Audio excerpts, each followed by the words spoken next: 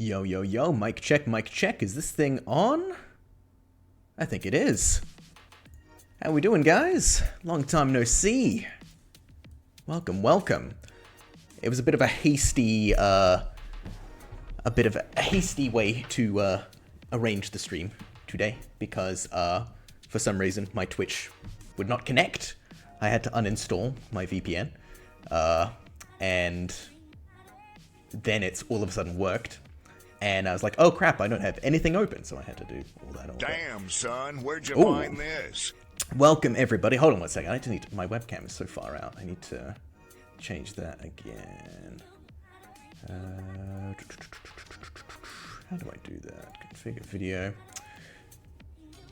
We're flying. There we go. So you can see my beautiful face, all nice and close. And so you can also see Vanilla Ice behind me. Boom. There we go. Yes, welcome. Thank you very much to Fawn, who just followed not too long ago. And welcome to everybody in chat. Dr. Octo, welcome. Arl750, thank you for first time chat, as well as our Boylan as well. Welcome, welcome. Loix here. We got Steven as well. How we doing, everybody? Long time no see. Hope you're doing okay. What's been going on? I've had a busy year so far. How about you guys? I mean, when was the last time I streamed? That would have been, I'm gonna say, was it the start of the year? Was it the end of last year? I did like, didn't I do like an end of year stream or something like that? I don't think I've streamed this year. Have I? Somebody will correct me on that if I have, but I'm pretty sure I have not. 3 months ago? Did I stream 3 months ago? That sounds like a lie. Okay, because I've got a new computer, right? My other one started to die. So I had to like shell out about $5,000 Australian for a fancy new computer. I think it was end of last year. Yeah, Stephen, that seems about right. Because was it like it was an end of year thing? I've done a lot since then. Maybe I'm wrong. Don't take me seriously. I'm cooked from the heat. Well, I'm glad it's warm where you are, because it's fairly cold in Melbourne right now. Actually, what is the weather right now? Oh, 15 degrees. That's not too bad. It has been colder. Yeah, but the reason I am streaming tonight is because I have released a rig into the world called the Guardian rig. Not sure if you guys have seen it yet. Some of you might have. Actually, I can post a link to it in chat in case people are interested. But basically, the whole purpose of the stream tonight is I want to go through the rig in a bit of detail, just kind of discuss my thought processes behind it, because previously, I haven't really had like a completed character to show off on streams. It's always been ones I'm sort of like building or something along those lines. And I've wanted to have like a solid character that sort of like shows off my rigging system that people can use and get familiar with and hopefully get some benefit out of. So because of that, I can actually go through all of the sections in detail and talk about why this thing does this thing and how this works and why this is a good thing or whatnot. So anyway, enough of my face. We can probably mosey on over to Maya. And get this rig all loaded up. Let us see. Guardian. Let's load up the latest publish, shall we? Yeah, in case you haven't seen the rig so far, this is the character. In fact, I should probably, let's give some shout outs as well. If you haven't taken a look at the Gumroad page, it's got links to everybody's stuff, because this obviously wasn't made just by me. This was made by a whole bunch of people. There was somebody who's done the concept art, did the modeling, texturing, and then I had some animators test it out as well. So we're going to give special shouts out to the concept artist Hicha. The model and textures were done by Ariston Al-Bakir. Ariston, I really hope I'm pronouncing your name correctly, because you've been fantastic in your support with getting the model to me and up and running and everything. So done a great job on that. And then, of course, had 2 test animators that were beta testing the rig, Javier Barriola and Brendan Casey. So I sent out the rig to maybe like 4 or 5 people just to test out. And Javier and Brendan were able to send some animations back, which I've used to sort of show off how the rig can be used in some scenarios. So if you go through on the page as well, like there's some videos here as well. So if you go through here, you'll see Brendan's cool cycles. And at the very end, oops, let's not go too full screen. We got Javier's as well. So both did really cool stuff, and honestly, really impressed with them doing all this with the beta rig as well, as I was still working out some kinks and fixing some things. So they've been real troopers with all that. Yeah. So the whole idea behind this character is I didn't want to just make, okay, I did want to make like a human biped rig, because everybody needs one to like show off, this is how I do like generic characters. But I wanted to challenge myself I didn't want to go joint or deformation crazy. I wanted to have a set of rules so I could sort of optimize the rig in a way that would be, I've been calling it sort of like a higher end mobile game character. So I gave myself a limit of 150 joints and 4 max influences. So because of that, I've made very specific decisions with how to approach the rig and its different modules and things like that. Yeah, it might not be for everyone's taste. Some people may want a more, I guess, some people like more control over their rigs, and it sort of depends on like what project you're working with. And in this case, because I wanted something to show off like my work at the same time, it's like, you know what, a good challenge would be to limit the amount of joints I can work with. So hopefully at some point in the future, I'll make another rig that has maybe a focus on more, I guess, more detailed deformation. But this one I've opted for a more optimized form, I suppose. So I mean, technically, it's not 150 joints because I added in a whole bunch of the, what are they? The Unreal joints? If we look here, we've got like the additional IK foot and hands and everything like that, which go through the character, which I think adds about like 7 joints or something. So technically it is over 150 joints, but there are less than 150 deforming joints. So I'm happy with that. I'll take that as a win for the time being. So the rig had a bunch of unique challenges, which actually interested me in wanting to rig the character in the first place. That being the skirt, which you might have seen if you follow me on Twitter, you might have seen me sort of demo some features of that before. Same thing with the hair. With characters like these where they've got, what do you call them, like strands or ribbons of hair which sort of like interact with the body. It sort of screams for some kind of automation, which is what I've set up on the character. So it'll slide across the body and things like that, but you can also manipulate it independently. We have a prop rig as well, which has some useful features that you can use to drive IK controls and things like that. And we also have a face rig, which I call my simplified face rig. So similarly as well, if you've followed me on my Twitter or on even LinkedIn, I think I posted a few months ago a version of my like low-res face rig, which did have like a realistic like human scan face or whatever. I was showing off like, oh, you know, I've got a face rig and it's like 30 joints and 4 max influences or whatever, and you can still get like a fair decent amount of expression out of it. So I've transposed that face rig onto this character. So that was one of the ways I was able to sort of like get a pretty decent face rig without going too overboard on the joint count. There's definitely ways you could further reduce a face rig if you really wanted to, but you might start losing fidelity and things like that, or the means to hit certain expressions. But we can go through those things in a bit more detail a little bit later. By the way, I got my tea. It is a Chinese green tea tonight. Sencha, I think it's called, or something. I had like a... I didn't want to bust out my giant bag of green tea, and I'd have like a little sample pack of it. So I was like, yeah, I'll give that a go. And it, you know what? It tastes like green tea. What's everybody else drinking? Who was going for the espresso before?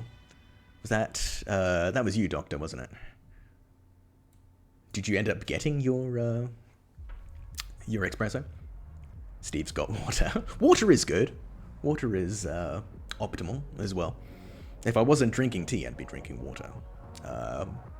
Perhaps something else, alcoholic beverage, something like that. Maybe not on a Wednesday night.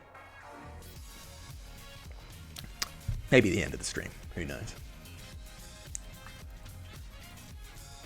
Yeah. Anybody got like immediate questions about the character? Anything you want to see in particular? What I thought I'd do is I basically go through everything in detail. You know, kind of talk about some generic concepts that I employ in my rigs. Go through each section. Like, this is what the spine can do. This is what the legs and skirt can do, and things like that. But if there's anything you'd like me to focus on immediately that you're curious about, I can talk you through that. Is the rig game ready? It is. Now, the term game ready could mean a few things, Steve. You can put the rig into a game engine, but this rig does have a lot of automation that is Maya specific. And this is a problem I've encountered when working between... I mean, this is a problem everybody's going to have encountered, I imagine, when you're working with a Maya rig and you're putting it into a game engine. Is because if you manipulate stuff in the game engine separately, like, it might not hold up the same way as it does in Maya. For example, like, Unreal now has the capacity... I mean, Unreal's had this capacity for a while. You can retarget in engine. Slow down, sir. You're going to give yourself skin failure. Resubscribe, Borna, my friend. Welcome. How are you doing, good sir? I feel like I haven't talked to you for ages. Wait, you've been I've been noticing I've had one subscriber for, like, the entire time I have not been streaming, and I'm like, who is that person? Has that been you this whole time? Are you just, like, resubbing with Prime? I lost all my Robbie bits.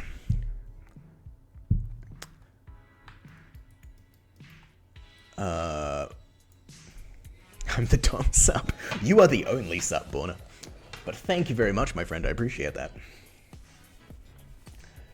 I need to start streaming more frequently, again, to make it worthwhile for people. Unfortunately, it's fairly... work is fairly busy at the moment, so I can't complain. It just makes streaming hard to do. What was I saying? Game engine ready. Yeah, so for example, in Unreal, you can use the IK retargeter, right? But based on that, you won't have all the things set up in Maya changing the joints. For example, standard thing, twist chains. You twist your wrist, and all the joints down the chain will twist with it. Easy enough to set up in Maya. There's a couple of ways you can do it. Easy enough to set up in Unreal as well, but obviously the rigs will not have that by default. You have to sort of use either control rig or something like that to set up this twist chain. So one of the things, for example, this is something I like to include in my characters, and there was a really cool...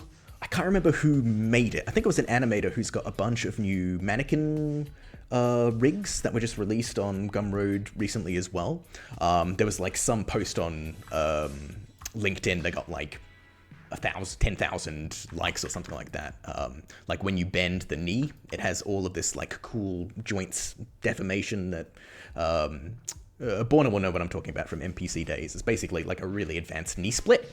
So that's what I have in my rigs as well, in a much more simplified sense. So you can see when I bend this knee, just because of the design of the character, obviously there's going to be a little bit of clashing with the armor.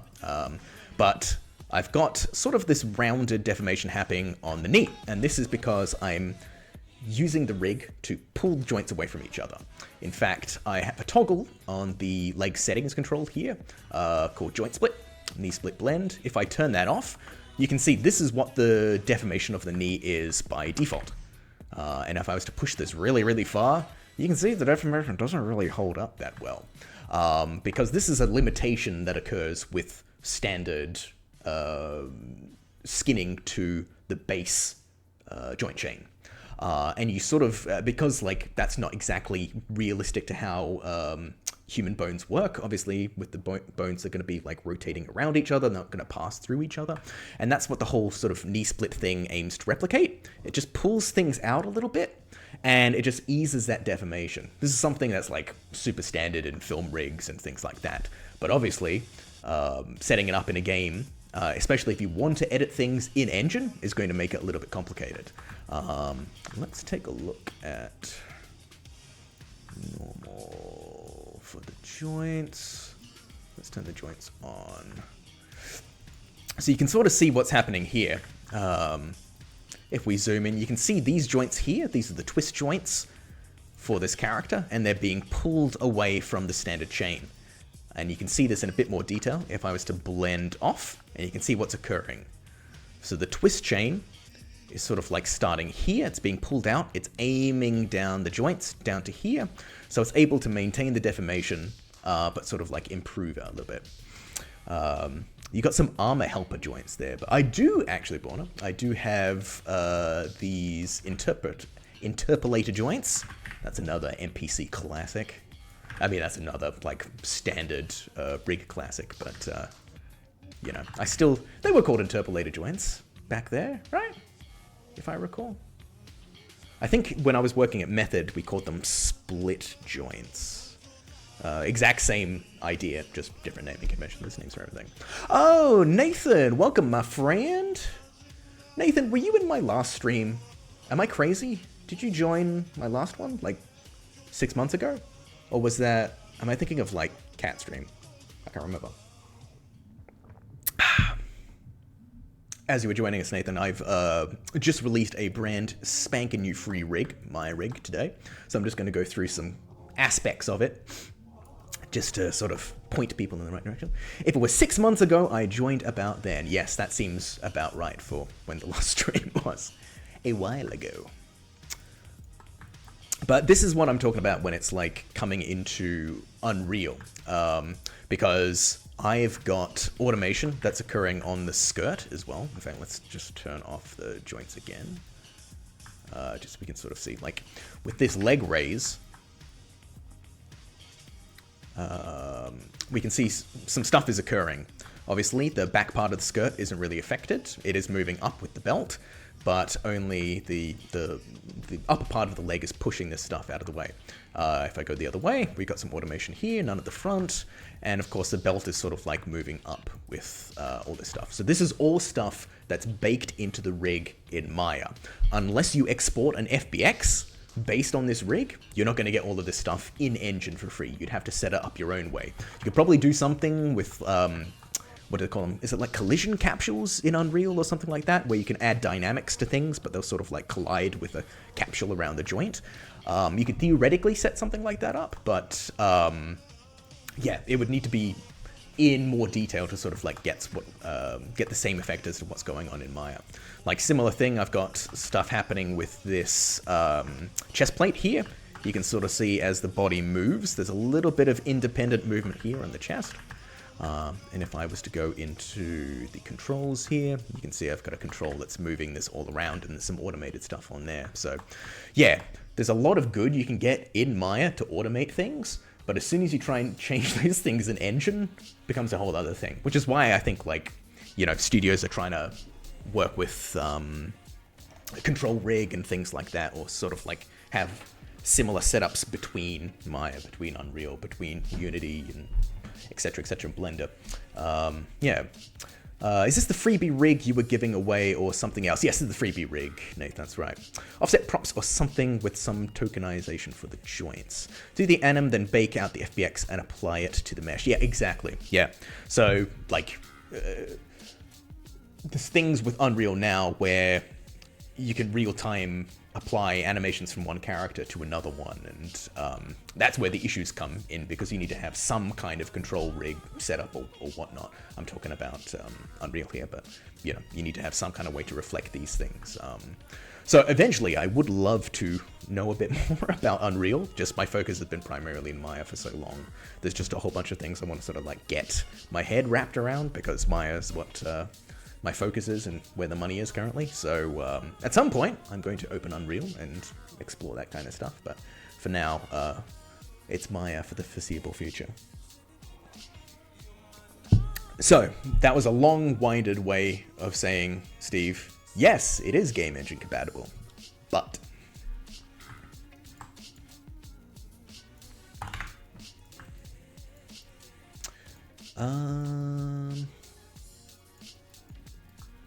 do you have any anim curves to slap on this bad bee? Yeah, tell you what, I can actually, let's take a look at Workout ROM.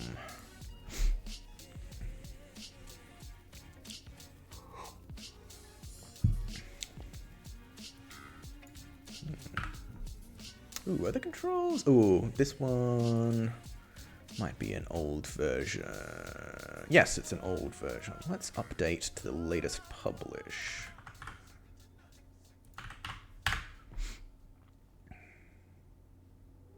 Boom, so we can actually see all the beautiful textures. Also, this is super lame, but is that Qt Viewer your own one? I was having a big problem with the last time I tried to create a populated tree view in a... on my browser? Qt, I was like thinking QuickTime for a second. I was like, QuickTime? QuickTime hasn't been standard for a while. No, I think we had this convo like one of the previous times I've streamed Borna, where I had like an issue where this like wouldn't load because it's not like a customized view. It's just like one... It's like a standard, is it like an inbuilt one or something? It is on my list of like, yeah, it'd be good to get a more customized browser UI. But because this one's working for now, it's low on my list of priorities. Like, I've done a lot of stuff this year that has like been slowly ticking things off my list of like things you need to do, but my list is still like huge. Like, one of them was release a rig online for free. Finally done that. Another one was get a complete face setup, which I have. The other thing was create a completely customizable facial action system control panel that you can change on the whim, like just animate everything yourself, update it for every single character, don't need to worry about that stuff. Built that as well. So I've been slowly ticking off all these things that I've been meaning to do for a while. And all these other things like my UIs and stuff have sort of taken a backseat. Although, I do have my Anim Tools UI. I'm not sure, did I have this last time, guys? I may have had a version of this, but maybe not as complete. I've got tools which allow me to, like, easily attach motion capture and bake out things from joints to a rig. For space matching, for IK, FK matching, and for extracting rigs for easy export to game engines and things. Lol, that UI. Are you very impressed?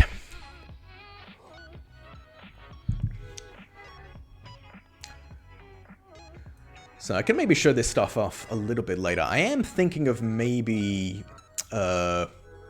releasing this Anim Tools UI stuff online at some point for these rigs.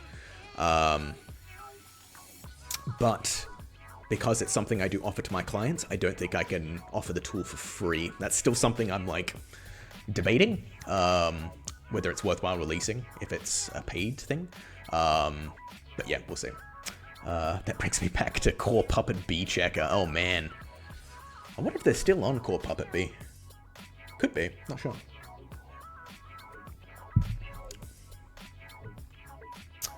Anyway, actually I can just close this down for now. So yeah, Borny, you wanted to see some animation. Here we go. Actually, we can test. How fast is she running? About 100 FPS. Can you guys see that? Actually, that's one of the things I've got in my UI.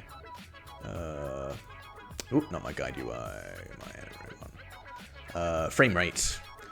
where it basically will run through the scene a number of times and just give you the average frame rate. So like if I wanted to go, let's maybe just do like, I don't know. Maybe just down to 20 or something. Let's make it repeat 10 times, get the frame rate. Average frame rate, 109.5 FPS. Which should be reflected, yeah, in my script editor here. I've been rather obsessed lately. Oh, why did my... Oh, what the hell? Go away, reference editor. I've been pretty focused on improving rig playback recently. And by recently, I mean like over maybe the last 6 months to a year. And I found on my new computer, my rigs run super duper fast. Basically for like 5-year-old hardware, I kind of like cut what I currently get FPS in half. So if I'm getting about 100 FPS in this scene, feels about it. Yeah, so probably run about maybe 50, 60 FPS on like 5-year-old hardware or something like that.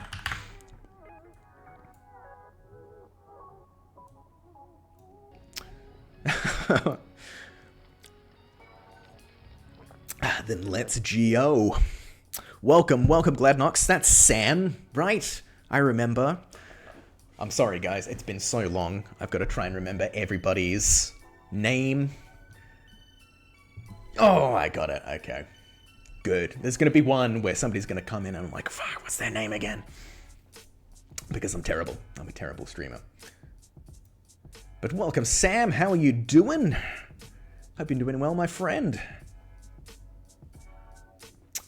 So this is a bunch of mocap that I've applied to the Guardian. This is something I recommend every rigger does. Basically with every single rig you do. It's important to put your character through its paces before you give it to anyone. Not only does it make sure that everything is like working, like all the modules are working, animation is working, it allows you to check the deformation. And this particular range of motion is available for free on Gumroad.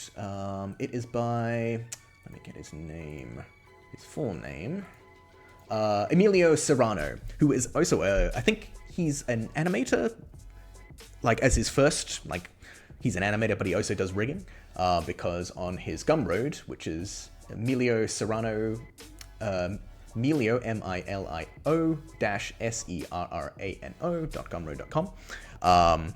He's got a bunch of cool M-Gear rigs, and he also has this particular range of motion as a human IK Emilio, yeah. Why would they come to our concert just to boo Thank us? you very much for the follow as well. Gutemnask.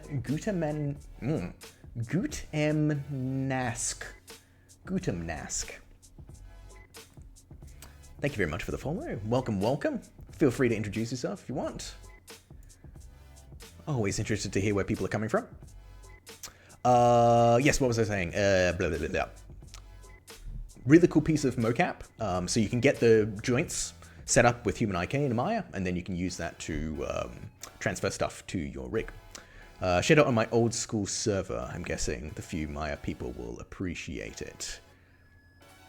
Shared, what did you share, Sam, in particular? I'm not sure I'm following. The mocap? Oh, this rig?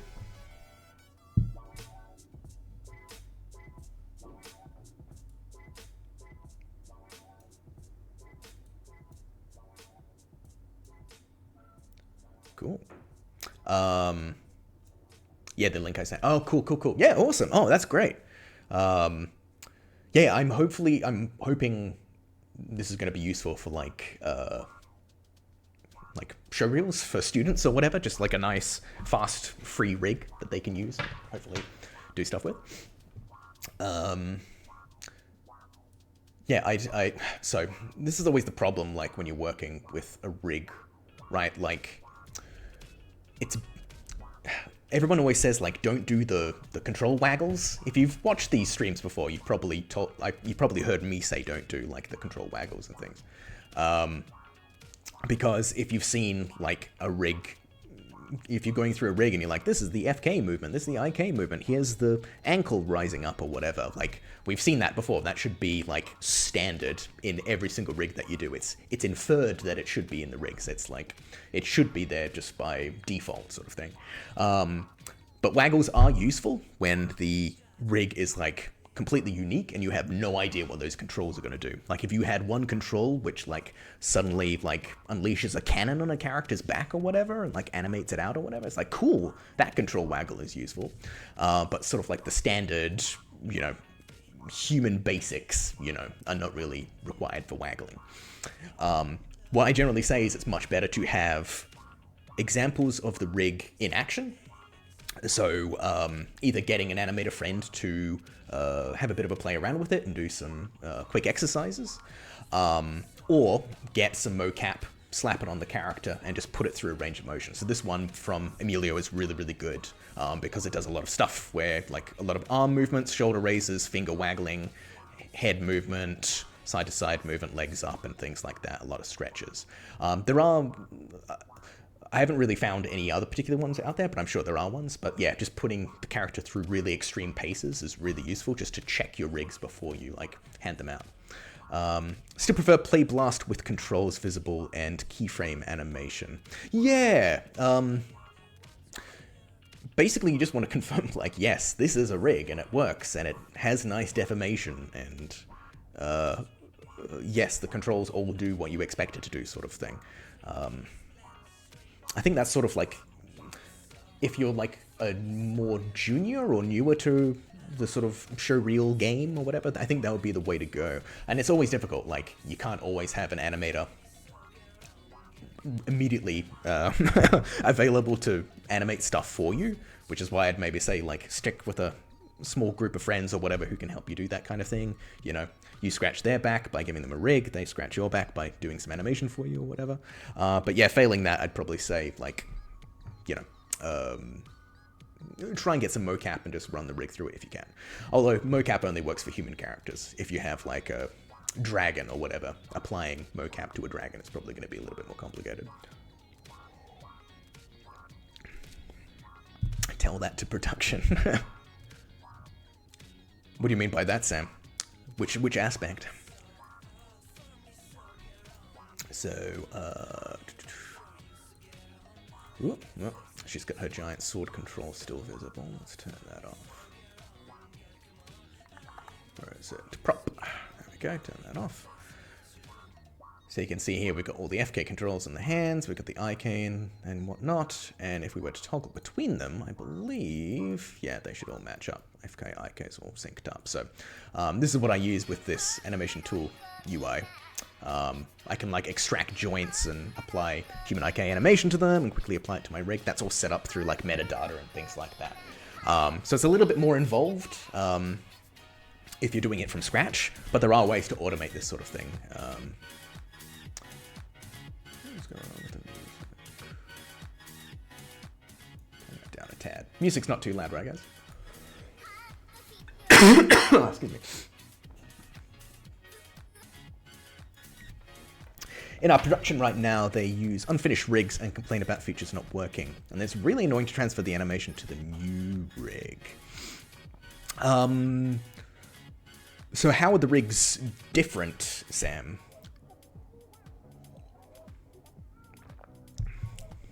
Transfer the animation. Because if you... Like, are the names of controls changing? Or is, like, animation just so different that anything done on a, like, prior rig, like, if the model suddenly changes proportions massively, like, all the animation is broken and needs to be redone sort of thing? Or...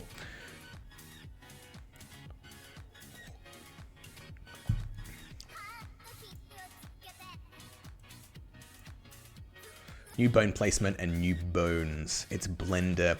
Yeah, I mean... That's a thing. It's kind of like you have to temper expectations a little bit. Where you can say, like, look, we can get something out nice and early, but if things change later on, you know, we're all going to have to sort of bite bullets. Like, it's not just us in rigging, it's going to be animation as well, and modeling, and it's going to affect people down the pipeline. This is always a thing with productions where it's like that push and pull of like, okay, do we commit to updating something now, or, 12 months down the track, is it better to do it then, Like, generally there's a middle ground that people are okay with, but there should be a point in time where you're, like, saying, like, yeah, we probably shouldn't edit things too much more after this point.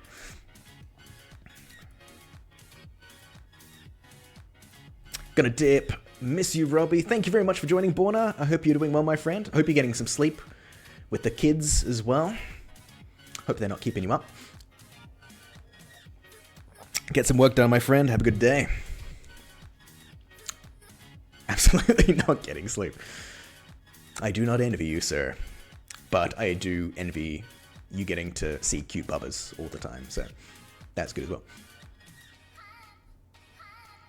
Complex Delirium, welcome, welcome. How are you doing?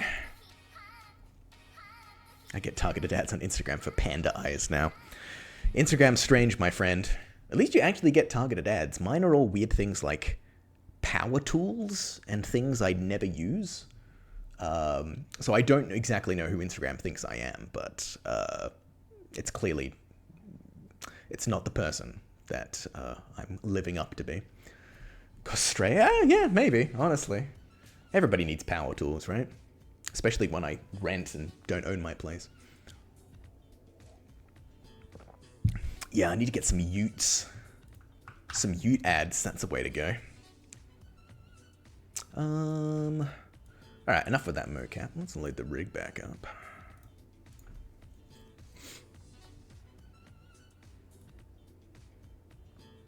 Drinking some VB. Riding around my Hilux. Smoking some ciggies. Oh, I'm nearly out of tea, actually. So, tell you what I might do is I might go grab some more tea. And when I come back, I might start going through aspects of the rig in a bit more detail. That sound good?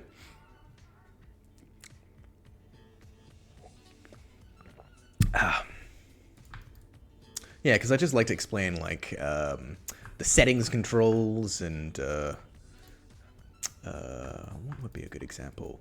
The spaces that I have on things, pivot points, LOD control, LODs, things like that. Yeah, okay, give me 2 minutes, guys. I might run some ads, and I'll be back in just a tick.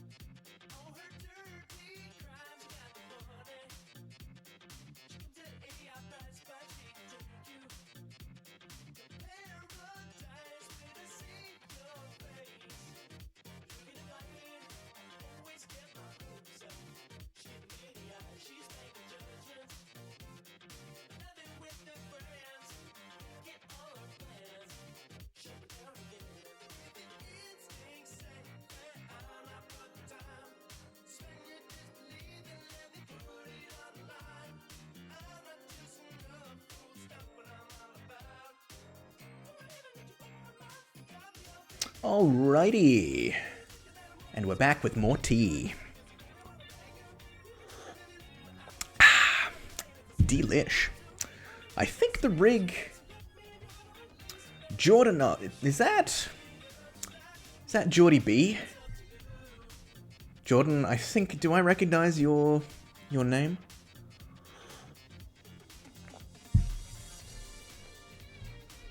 It is! How are you doing, my friend? Long time no see. Long time since you've been in one of my streams.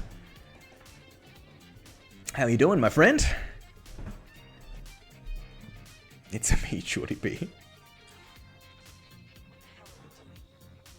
Jordan is a very talented rigger, my friends.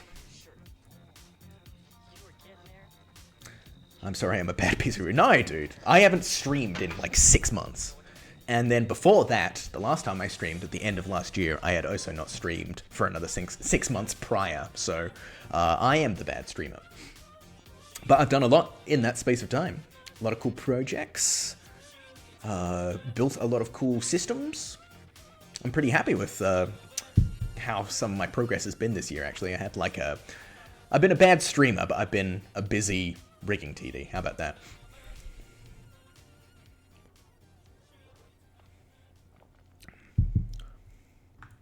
As you can see, Jordan, I've now got a full customizable GUI setup for all my faces, for like doing face actions and things like that, and I can customize all this stuff if I need. In fact, I can show a little demo of that now, actually, while it's here. So, for people who aren't really familiar with how face rigs should be in Maya, there's generally like 2 streams of kind of like how people approach them. There is either doing joint-based stuff or blend shape stuff. So joints, pretty self-evidently, means you have joints all over the face and you use controls to manipulate them around. Blend shapes will be you sculpt all the different face details and use controls to move those instead. So generally the split is generally like more joint-based stuff, I guess is more common for cartoonish characters like a Disney or you know, that kind of style. Whereas if you're using blend shapes, it's generally because you've got people who are more familiar with the facial action coding system, which is like a way of mapping out all the expressions a human face can make. And if you know how to hit those particular shapes, you can sculpt them in pretty good detail. And you use a GUI, sort of similar to this, to activate those shapes.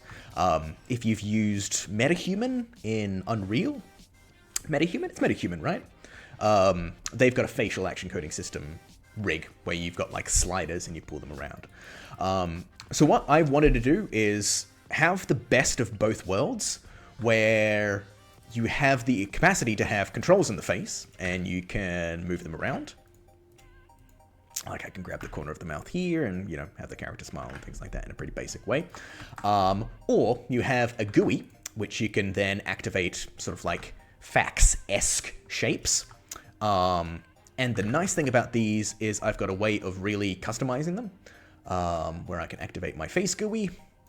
I can load all the different shapes that I've got on this face rig.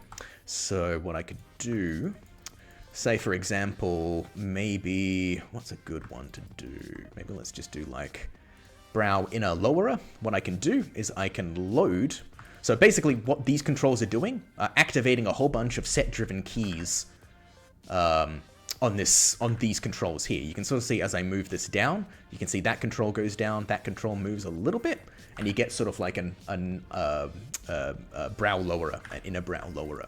So I can load those set-driven keys really quickly, and say for example I wanted to go like super far down. Let's just really push it really far, like that. I mean, it's wrong, but let's just do it. Then all I need to do is just save and mirror those SDKs, and now you'll see that the rig has been updated with those in there. And I can save all this information out as a JSON data file, so each time, you know, if I make any changes, I just save out that JSON file. When I rebuild the rig, it loads in that information from that JSON file. And this is a really quick way that I'm able to sort of have like a bunch of inbuilt sort of expressions from another character, pull it into one character, and quickly edit them as I need. And the nice thing about this is all of this is customizable. Like this character right here is a little bit in between, like a fax sort of system and a bit more of an open-ended one. Like, you can sort of see on the corners of the mouth here, like these aren't exactly strictly fax expressions, right? We've got like a smile and we got a frown, but, you know, this pulling out isn't exactly like a fax expression. Like, there is no mouth-wide shape. However, I do know some animators, like, that is such an annoyance to work with. If they're just trying to pull the face out into one certain expression, and they just can't do it because it's not technically, or, you know, technically how a facial action coding system shape would act. So I'm trying to find a middle ground with this one. And based on like the rigs, or based on the projects that I'm working on, if they wanted a more strictly fax-based system, I could update all these controls to reflect that. You know, rather than having these sort of like grid-based square ones, I just have all of these individual ones to activate certain things. Yeah, generally with the way I work in rigging, I try and be as flexible and open-ended as possible because I don't want to like limit myself to just do one kind of rig.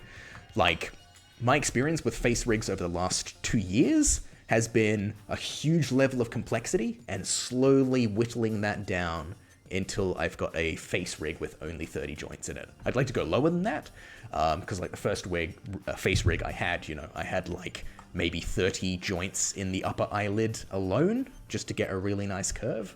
But when you're working with the games, you have to make sure you limit the amount of joints you use, because the more joints you use, the more skinning you have, and, you know, you can't have as many characters in the scene and yada yada. So optimization is a big thing, and that's something that really interests me. So that's kind of, yeah, a little bit of a face tangent there. VTubers and VR chat does everything in blend shapes too. Keiko. Keiko, you've been in here before, correct? I might have seen you in a stream 6 months ago or something like that. But welcome anyway. I've actually been interested in doing, or looking into like VTuber stuff as well. I know some systems kind of use like a similar, yeah. That's it. I think MetaHuman might have a bit of ML backend. Yeah, Jordan, I think you're right in that they're optimizing like skin clusters or something to work with the blend shapes at the same time, like correctives, or just sort of like automating that stuff to make it, or so like when you upload a new face, it sort of like updates it all for you. Yeah, MetaHuman stuff is interesting. I think it's a really good way for animators to sort of get familiar with more, I guess, I don't want to call it like film workflows because it's in Unreal Engine, obviously. I guess, yeah, fax workflows or things like that. The only problem is, like, if you don't spend enough time working on the MetaHuman to sort of, like, customize it, it just ends up looking like a MetaHuman. Like, it's really easy to tell. So, yeah. Yeah, just clamping the bad combos with learning. Elocious, welcome. Elocious, have you been in the chat before as well? I am not sure. If not, welcome. Again, for people just joining, it has been a while since I've streamed, so I'm desperately trying to remember everyone who's been in here before. We'll see how we do. A couple of times, long time ago. Well, welcome back. Thanks for joining again. VTuber stuff in VR chat is all Unity-based, though. You do have different VTuber softwares, but they're all Unity. Oh, interesting. At least the ones that are easy. Interesting. Yeah, it's been a while since I've looked into them, but I remember there was some software. It sort of has a fax-based system, but it used joints. So it's like, on this frame, make sure the joints are in this expression or whatever, like eyebrows down in this. So it's sort of like using blend shapes, but they're driven by joints, if that makes any... yeah, I can't remember what that was. It's probably a software that's like obsolete these days, but yeah. The thing is, like, what I could do as well, like, I could just use my joint-based systems to sort of, like, hit certain poses, extract that as a blend shape, and then pump that in, like, to another rig. It all depends on, like, people's preferences and things like that. Most of the freelance projects I've worked on, we don't have people available to do, like, sculpts for face shapes. It's generally, like, just me and rigging doing all that, and I prefer to do it with joints and skinning because I'm faster with that, and I think it allows me more customization. But you can always do like blend shape correctives on top as well if need be. So yeah, there's a way of That's the thing. Like, so open-ended, can do a bunch of different things. No one way is particularly, like, better or worse, right or wrong. It all depends on the situation you find yourself in. What's the name of that, like, really popular VTuber as well? Is that Code Miku? Oh, and thank you for the follow, Bayazpion.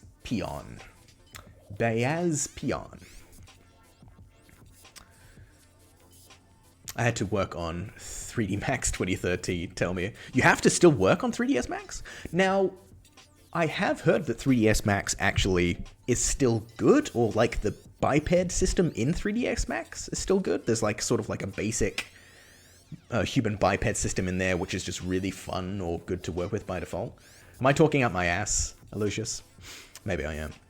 I heard there's ways of streaming from Unreal, but it's cobbled together, not just install this program and load up your... Yeah, I think it's probably going to be more customizable, right, CM? Oh, and yes, welcome, fellow TD from London. Good luck with the stream. Oh, thank you for joining all the way from jolly London. I used to live there myself, like 5 years ago. I would love to go back and visit the UK and see friends and family there, but alas, a 20-hour flight. No, it's more than that actually from Melbourne. It's more like 25, 30 hours or something like that of travel time. I hate it. Unspecifics. Hi, hello, sorry to bother you. I want to offer promo... Oh, wait, no, that is a bot, I'm gathering. Now I gotta remember how to fucking block. Ugh, come on, guys.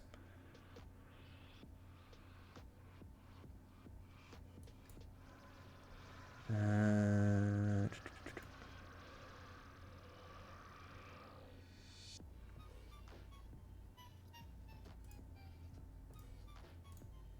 we go.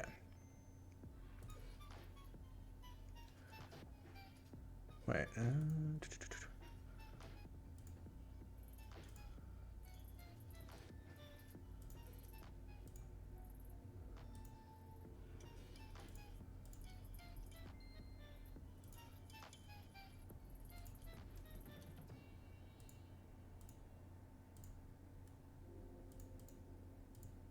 Sorry guys, I'm trying to figure out how to do all this stuff again. It's been so long since I streamed, I can't remember how to delete shit. Oh,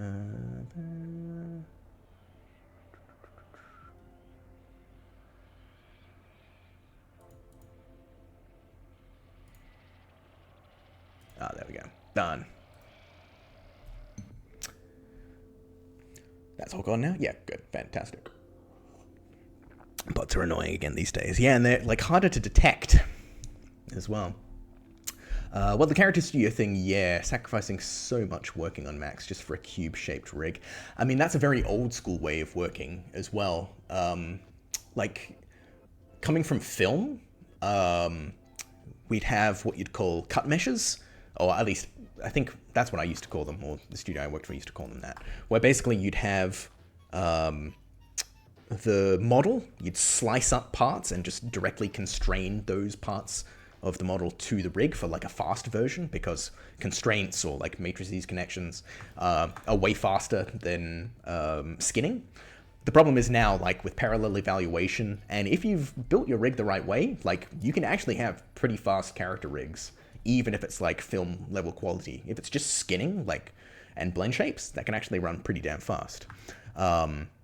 The problem is a lot of studios are still stuck using older versions of Maya, or actually, I mean, yeah, or like they're working with a rig, like an internal bespoke rig system that's maybe been built prior to like parallel evaluation or whatever, or they've got like certain deformers or things which may not work as expected in like newer versions of Maya.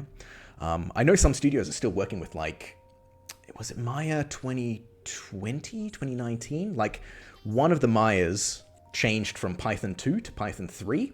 And I know some studios are still like stuck on like Maya 2019 or 18 or whichever the release was prior to that.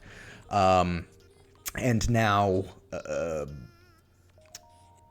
like, because in order to update, they'd have to update all of their tools to Python 3, which which can be a big thing if you've got like decades worth of code to go through. It's like it's a task in itself, you know. You need somebody working on it for like a month to get it working. Most of the time you can't spare that kind of people.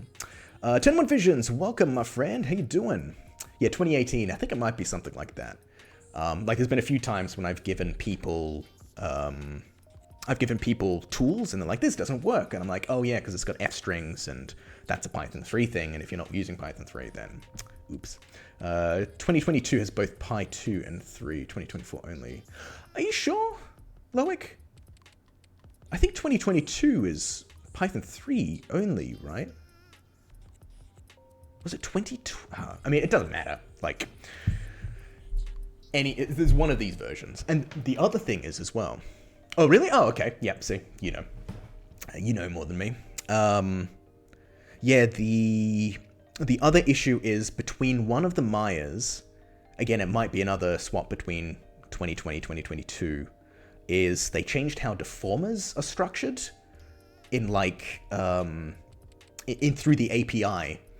I think when they added like component tags or something like that, now like the structure of deformers in Maya is different. Because I was like sending rigs from a newer version of Maya back to an older one, and all the skin clusters were breaking, and I was like, why is that happening? And it was because like all of the stuff had changed, and it's like, oh yeah, it doesn't know how to load stuff on from that one, so that was a problem. Hello, I'm currently studying face rigs. I'm also doing a joint bone-based facial rig with a fax-inspired extra GUI. I'm still learning, and seeing work like yours inspires me. Oh, thank you very much, Gutemnask.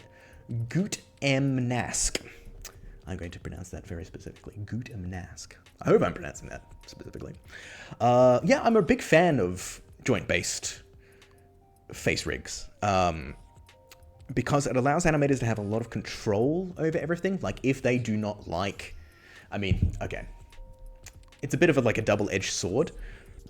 If you have a fax-based system that's very specifically laid out for animators to use, and then they go and like animate additional controls that break those shapes, you know, like, okay, yeah, maybe you got to push it like a director or your animation director is telling you, you know, you got to like hit this pose, and if you can't do it with the fax stuff, you need to do it with the controls. Fair enough, but like...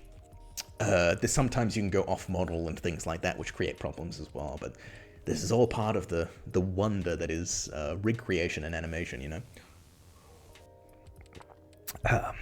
Thing is, like, I'm much faster like skinning things than I am sculpting things, so I generally opt for joint-based stuff to do all of these kind of things. Oops, no, why did I get rid of my outliner? Come back, outliner. It's gonna be huge. Okay. Anyway, yeah, let's talk about some other rig stuff. Or let's talk about some specifics, some kind of like maybe more unique aspects to my rigs. And maybe not unique, they're probably in a bunch of other rigs, but I know that certain aspects are not in like kind of, do you use both joint-based and shapes-based using the pose interpolator?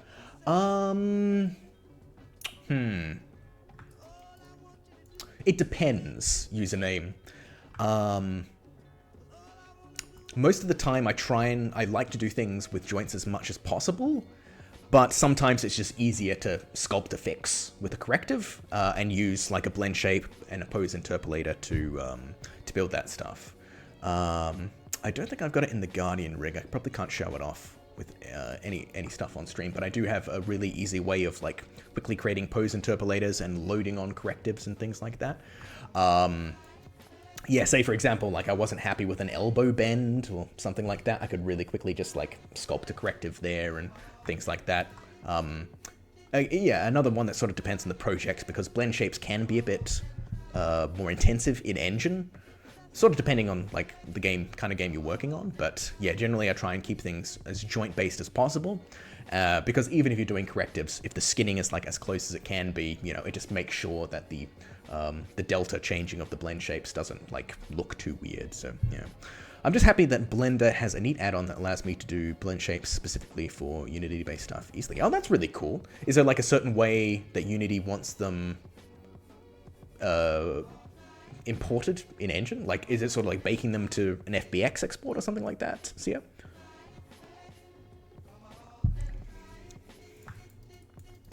Yeah, so like the way I approach my rigs is module based. So I try and approach my characters in a very like methodical manner, where it's like, okay, we do this part of the body first, then this next part, and etc, etc. So like different modules, got the spine module, the neck and the head, one combined. Leg is a module, arm is a module, hand and fingers are modules, etc, etc. So each of these modules will have a control that looks like this, which is a settings control. And generally this is a way of like saying, okay, like very particular attributes are going to be on this control, which are going to relate to the module that is nearby. So you can see I've got one here for this for the spine, got one here for the belt, one up here for the hair and the neck and the arms and things like that. So these have a bunch of controls, which are sort of similar between each of these settings, where like we've got a level of detail for controls. So toggling on these mean you get a whole bunch of other controls that you might not see by default. And this is something that can be really useful because most of the time animators are going to be animating with the same controls for like, 90-95% of the time. But there's always going to be some instance where they just need to tweak something just a little tiny bit, and you don't need that control to be on all the time. So that's why I have like different LODs. Like I can just turn them all off, or I can just keep it on primary. But there's like different levels that I can structure different controls on. So like for example, on the legs here for the IK feet, like we've got the standard control here, we've got the toe waggle control, and we've got the ball raiser.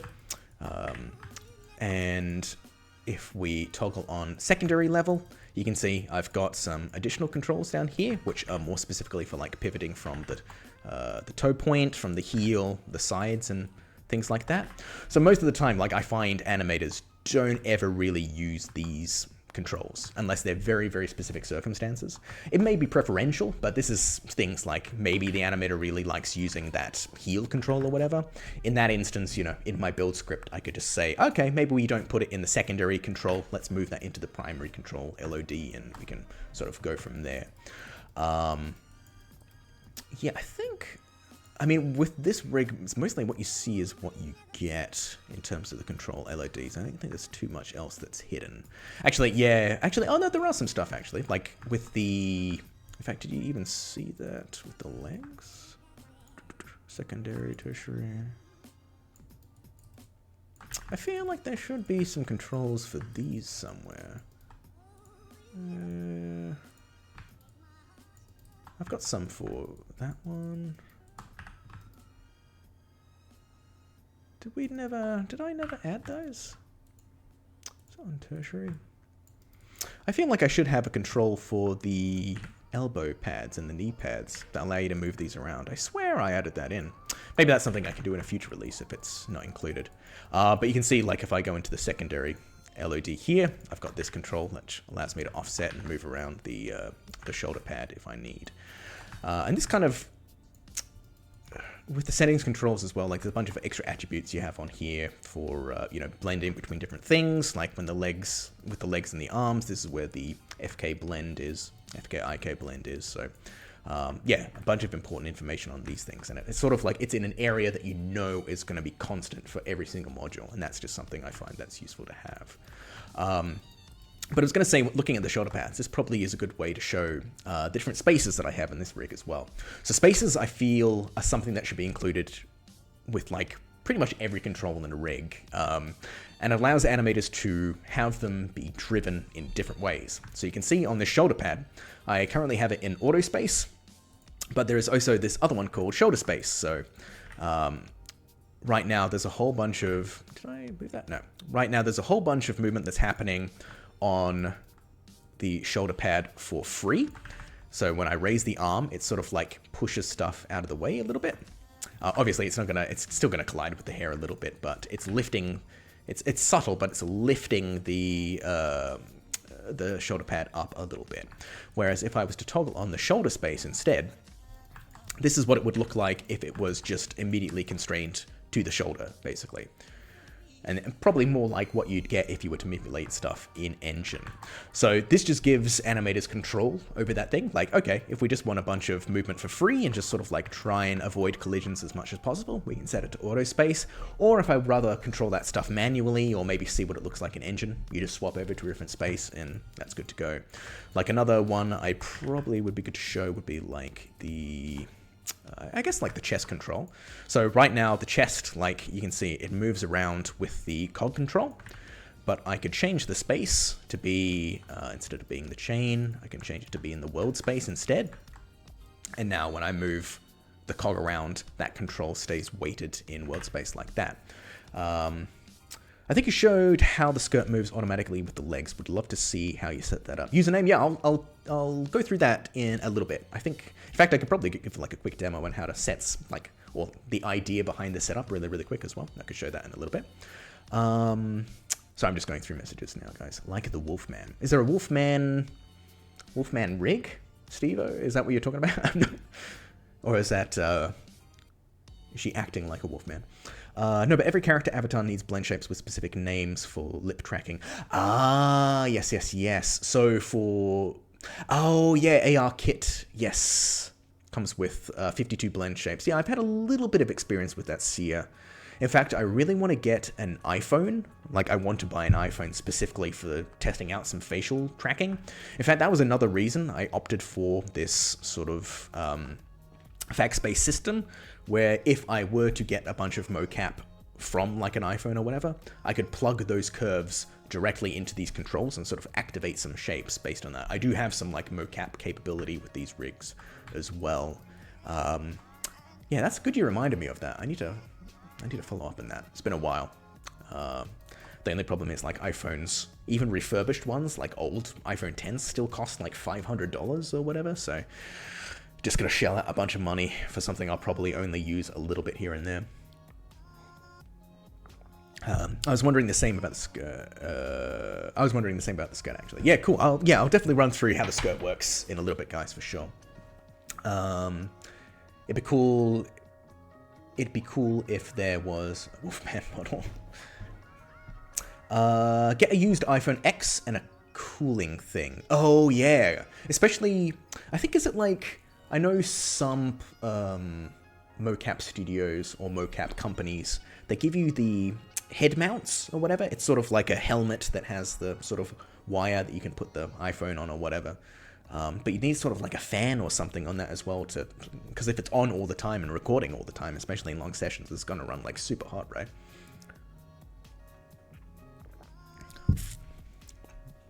That's the next stop for me, guys. I'm going to become a VTuber. That's something I got to do within the next year. How about that? Get an iPhone and start doing this stuff as well. I reckon it'd be really fun. Talked about spaces. Yeah, so one thing as well, like you can see, like I changed the space there, right? So I can move this out, sort of like position it roughly. It still holds its position. And with all of these spaces, they kind of act just like the same way constraints would, if you're like blending off the weights from a constraint to another. It's like I can activate going back to the chain end and turn off the world spaces, but you can see like everything moves because the space is updated and like it's moved around, the control has been moved around and everything, so blending between one and the other is not going to be exactly the same. So what I've got in my animation rig tools is I have space matching. I'm not sure if I had this last time I streamed. I think I probably did, but maybe I didn't show it off. But like, I can just use this tool to match the current frame and immediately swap between spaces. You can see like the translation and rotation probably will change a little bit if I toggle between them. In fact, I can probably offset this a bit. Maybe that'll do it a little bit more. Yeah, you can sort of see how things are toggling there. So this is like a tool I give to animators who are working for my clients and things like that. I give them this tool to help them animate as well. And I've also got a tool for like FK-IK matching. Like I can load this character and say, for example, if I was to really quickly pose the arm or whatever. Oh, let's make sure I actually pose the elbow correctly and do stuff like that. So similarly, with the FK-IK blend, you know, It's going to blend nicely between one and the other, but it's obviously not going to match it because I've moved the FK separately. But I can select the left arm, and I say I want to match the IK from the FK, and it'll just update and automatically repose it like that, which is quite handy as well. And you can bake all this stuff out as well. So this is the tool I was saying a bit earlier on that I might release as a paid tool at some point in the future, but still not 100% on that one. But yeah, if people end up liking the rigs and I release a bit more of them, that might be a bit more on the cards, because there's a bunch of cool things I've got in here as well for extracting the rigs and applying mocap and things like that, which may be useful. In fact, okay, I've posed the rig way too much. Let's just open a fresh version, because I also updated the face, which is probably going to make it look weird. Okay, so you guys wanted to know, how does the skirt work? And I can show you how the skirt works without actually using the rig. So we got a locator here. Let's maybe just increase that scale a little bit. And I'm going to constrain this smaller locator using an orient constraint to this locator. In fact, we only want it to be... So first of all, this locator is going to represent the leg. So when you rotate the leg forward, because it's orient constrained, all this stuff is going to happen. It's going to basically match the rotation of the leg, this locator here. This represents the front part of the skirt. So first things first, we probably don't want it to rotate on every single axis. We may want it to be a little bit more specific, at least for our initial tests. So what I do is I can see it's rotating on the x-axis. We only want it to be rotating on the x. What I can do is, like, either when building the constraint, I can just make sure it only constrains the x-axis, or I can just break these connections. And now it'll only rotate on that x-axis. The other thing is going to be, so say this is a skirt. When the leg moves forward, we want the skirt to rotate with it. But if we rotate the leg back, we don't want the skirt to be rotating back because it would be hitting the pelvis, gravity's affecting it. So what we do is we check first of all. Actually, maybe let's keyframe this just so we can see what's happening. Maybe let's go forward first and then go backwards. So we can see it's maintaining that. So when it's going forward, it's negative on the x-axis. And when it's going backwards, it's positive on the x-axis. So what I can do is I can go into the attribute editor for this second locator. I'm going to go into limit information, and we're going to find rotation, and we're going to find the, in this case, it's going to be the maximum. So what basically we want to make sure that when this locator is rotating, we don't want it to go higher than 0. So I can just select max here, and I'm going to set the max value to 0. And now you can see the leg rotates forward, locator moves with it, but as soon as it hits 0, it stops. And this is the whole idea behind my skirt setup, is there's a bunch of locators driving aspects of joints around the skirt and limiting the direction they can go in. So it's a little bit more complicated. It's got a little bit more depth to it, but like that's the idea at its core. So maybe let's go into FK mode so we can see. So keeping the same idea in mind. So imagine, I mean, we don't have to imagine, there is a joint here. So when you rotate the leg, that joint will rotate with it. But if I rotate it backwards, all of a sudden it's locked and it doesn't rotate that way anymore. And similarly, with going out on the side, rotate that way, it all rotates with it. But if I rotate this way, because it's locked, it's not going to move with it that way. And again, that's the whole general concept. We're just limiting the influence and how far these driving locators can go.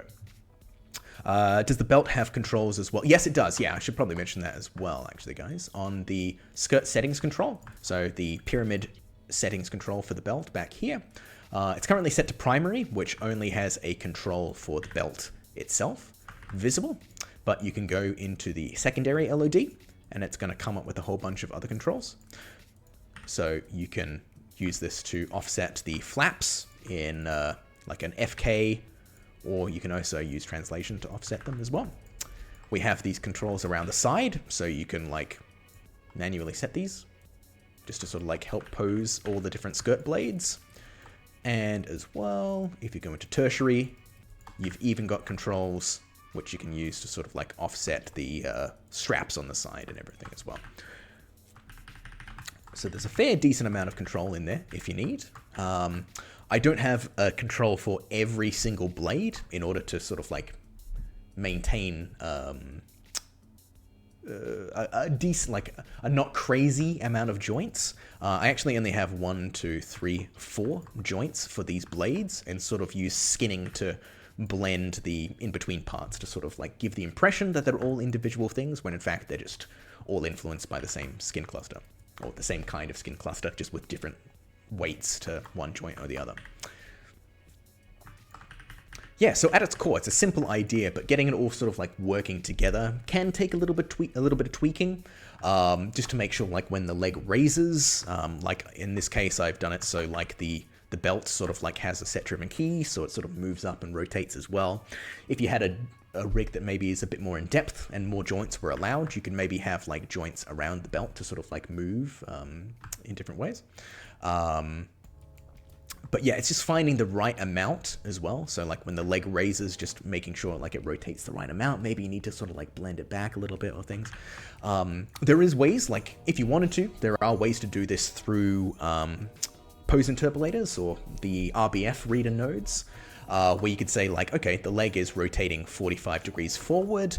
Let's set it so that joint is, you know, keyed 45 degrees, or like however much you need it to, and you would just sort of like map out a whole range of movement that the legs can do, and then apply animation or set-driven keys on top of stuff, or potentially like corrective shapes as well. That could be a way to go about it as well. Theoretically, if you're doing it one way in Maya using pose interpolators, you could probably use a similar system in Unreal, because I think they work in a similar function. They have like a similar underlying mathematical model behind them, so theoretically that could potentially be easier to set up between both Unreal and Maya that way. Yeah. Did you use ribbons for the belt on the sides of the skirt, or is it joints? Did you use ribbons for the belts on the side of the skirt? Oh, for these sort of brown straps, Stephen?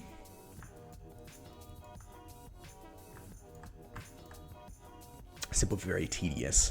Yeah, like once you get the hang of it, Sierra, it's a little bit more straightforward. Like once you wrap your head around the concept, you can sort of think about how you could potentially implement it. Like I've got a little bit more going on with it than just that. Like when the legs raise, yeah, this one.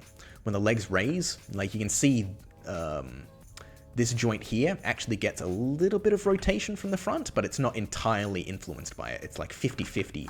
So like in some instances, I'm constraining it in between other stuff. In other instances, it's just like pure rotation outward and things. So yeah, it took a little bit of tinkering to get it right with this character, and it's going to differ between every single character with a skirt because not all of them are going to be the same.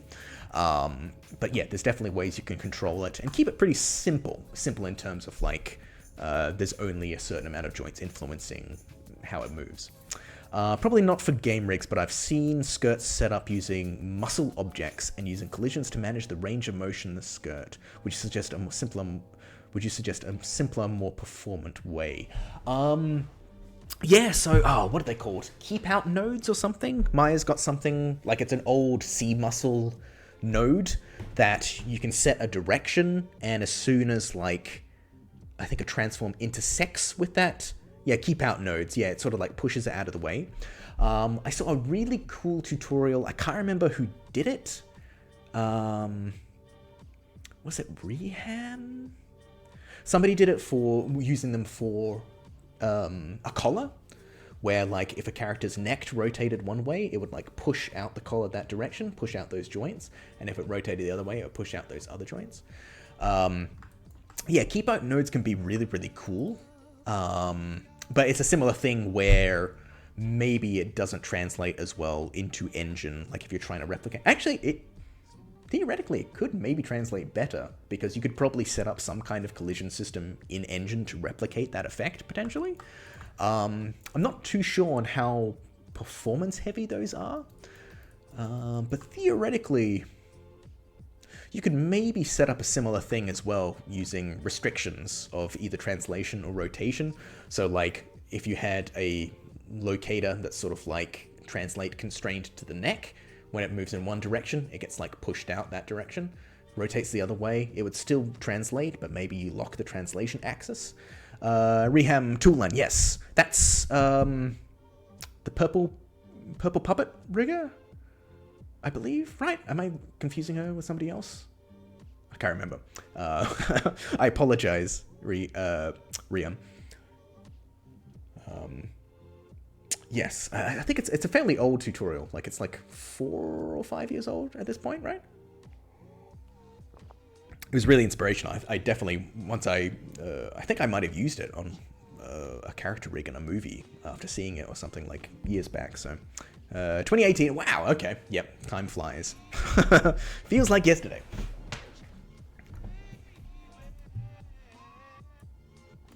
But yeah, keep out nodes definitely have a time and place as well. Yeah, just might be maybe a little bit more fiddly to work with, depending on the circumstances. But absolutely, definitely a way to do it as well. I wouldn't say it's a wrong way to go about it at all. That's a really nice thing about rigging things like skirts and stuff as well. Like everybody has their own way of doing it, and there's not necessarily a right or wrong way. There's just ways you might prefer or ways that work better with your project. Yeah. I never try and like stymie people into saying this is the right way to do things. You should do things this way. It's always fun just to see how everybody does their own thing.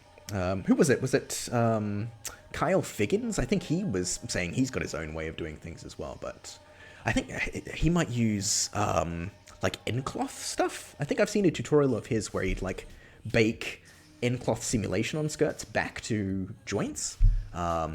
Which is a really cool way of doing it as well, because you get like a whole bunch of automation or like dynamic movement for free on that kind of stuff.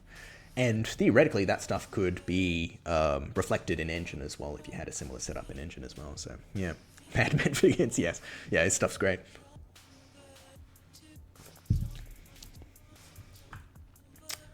Do I have any other like restriction based stuff in this rig? It's mainly the skirt stuff.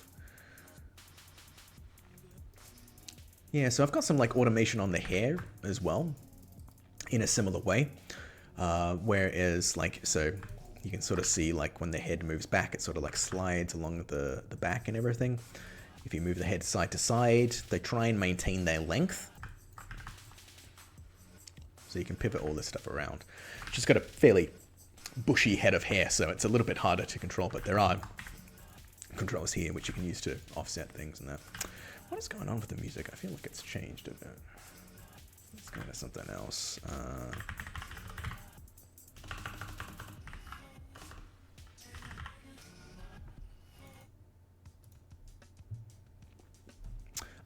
Is it all made with restrictions on constraints? So for the hair stuff, Delirium, what I've got, what would be the best way to show it? I'd probably just show it in the rig itself. So here we've got all these different parts for the hair. So they're done based on geometry. So a simple plane. Actually, because let's hide that. Yeah, you can sort of see it here. So let's key some stuff. And you can sort of see what's happening. So for each section of the hair, I have a very simple geometry plane, which has some skinning to the joints. So as the head moves, this plane sort of moves in an interesting way. And on that piece of geometry, we have curves running down it. So I can highlight those in a bit more detail. We have a base curve and we have an up curve. So as this geometry moves, because these curves are made using the, convert poly edges to curve, the curve is attached to the edges of that simple plane and moves along with it. So then on top of that curve, I have my point on curve set up, which basically is like a way of like using motion paths to have a bunch of locators positioned along it and moving along it as everything moves. So this is how you get the effect of everything sort of like sliding over the top. You can see some of these locators get pushed out because that point on curve system, it's like it's trying to maintain its length and it sort of pushes it out beyond the curve. And if it goes the other direction, for example, so, you know, this pulls really far away, but you can see these locators sort of slide back along and try and maintain their length and won't go to the end of the curve. So this is a point on curve system because these locators are trying to maintain a consistent point along that curve. And I think I've shown off a system. I've definitely shown off point on curve stuff on stream before. I can't remember in what context for. Maybe for spines and things like that. I mean, my spines, my neck use them. What else? What would I have shown off? Probably something to do with necks or spines or something like that. But yeah, because it sort of like slides along, that's how you get the sort of automation of everything moving around and maintaining length and things like that. It's a little bit tricky to set up, but because I've got it all automated, it's really easy for me to just stack these things on top of each other and create like a really simple prototype in like maybe 20, 30 minutes or something like that. Sorry, I had to drive and eat dinner. How dare you not watch my stream while you're driving, Jordan, and eating dinner? Honestly, some friend. Have you made any picker for this rig? Username, no, I have not. That is on the cards at some point in time.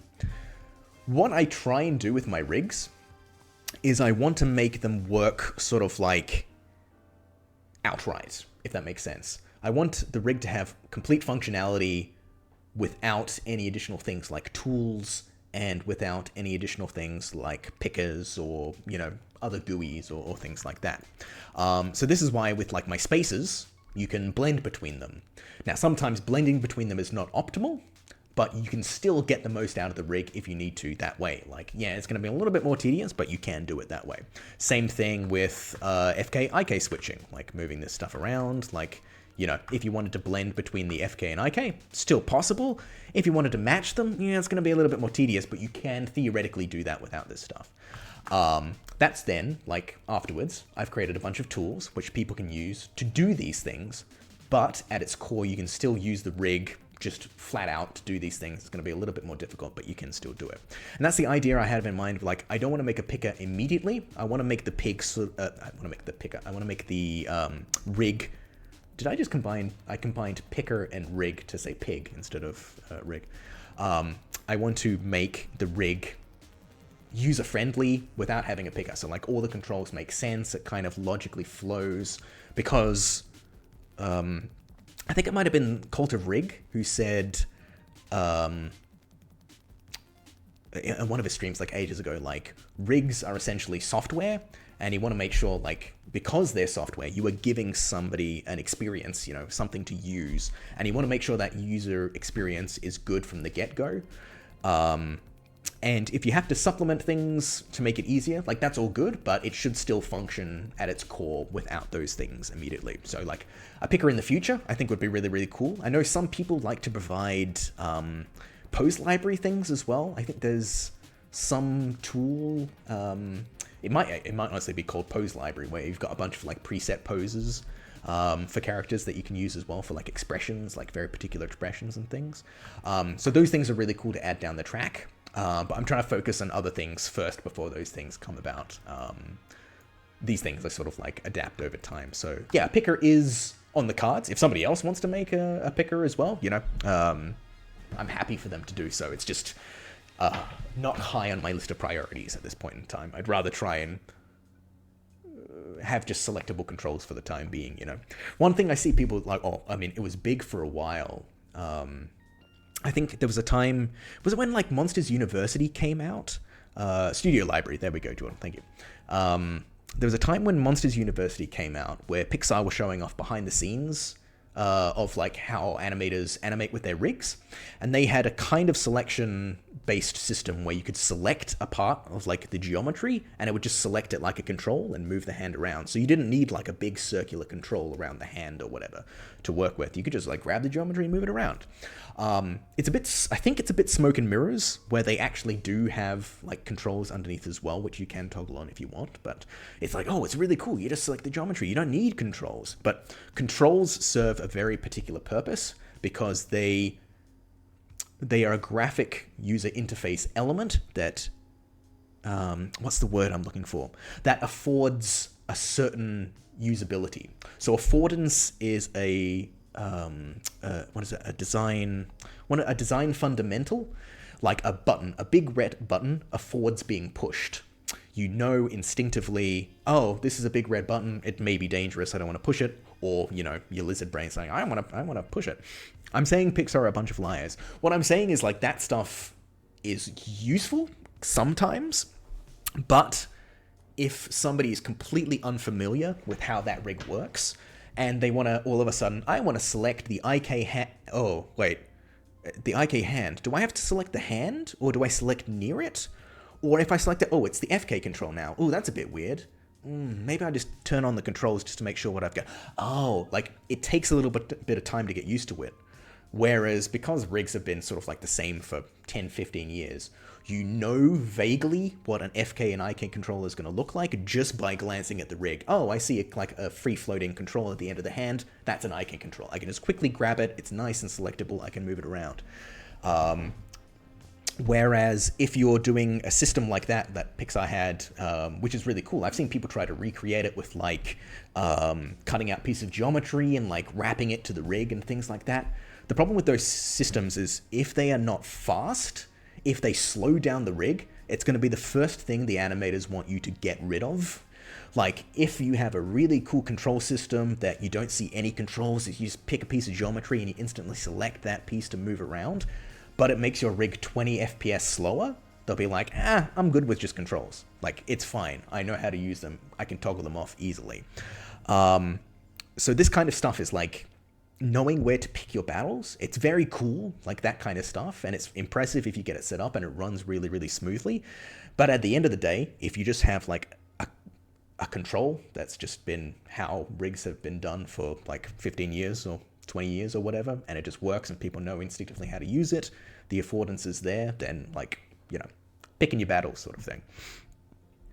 That's my rant on geometry-based controls, you know.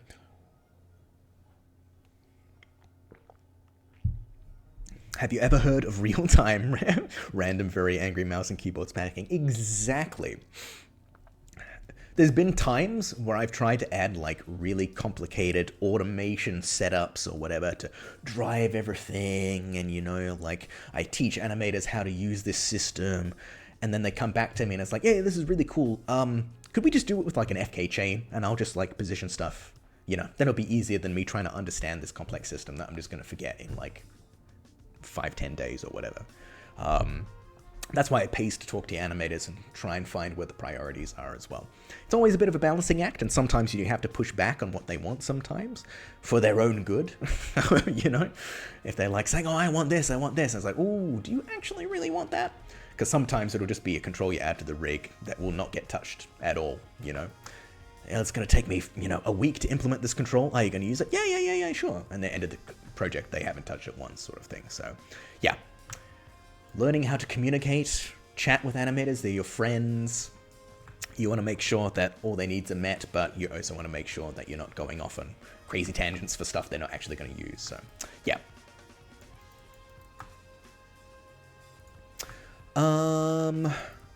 My rig is looking very bare. Let's turn it back on. Although, oh boy.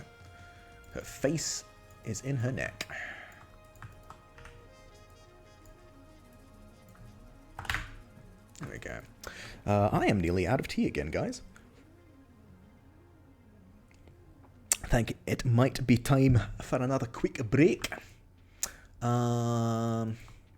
If you're setting up something that requires counter animation, you're setting something that will be ignored. Exactly. This is why the things like I was talking about with spaces are really, really useful to set up in rigs as well.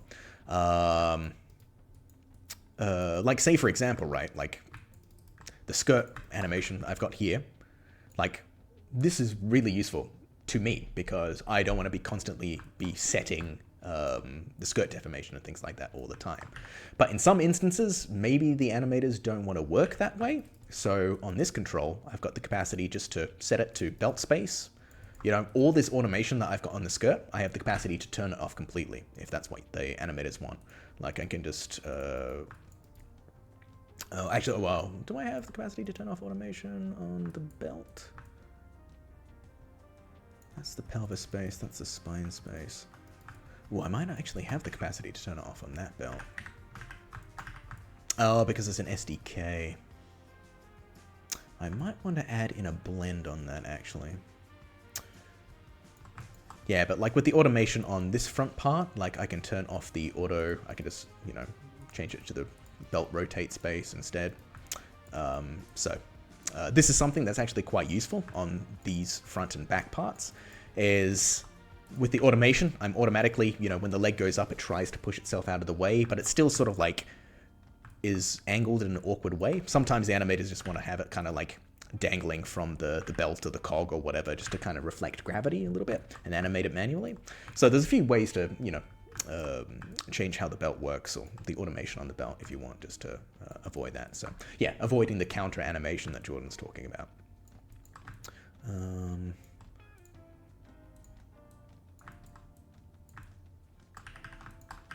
Cool. Yeah, I am just going to grab some tea, more tea very, very quickly, everyone. I'll pop on the Be Right Back screen and run some ads. I'll be back in about a minute or two.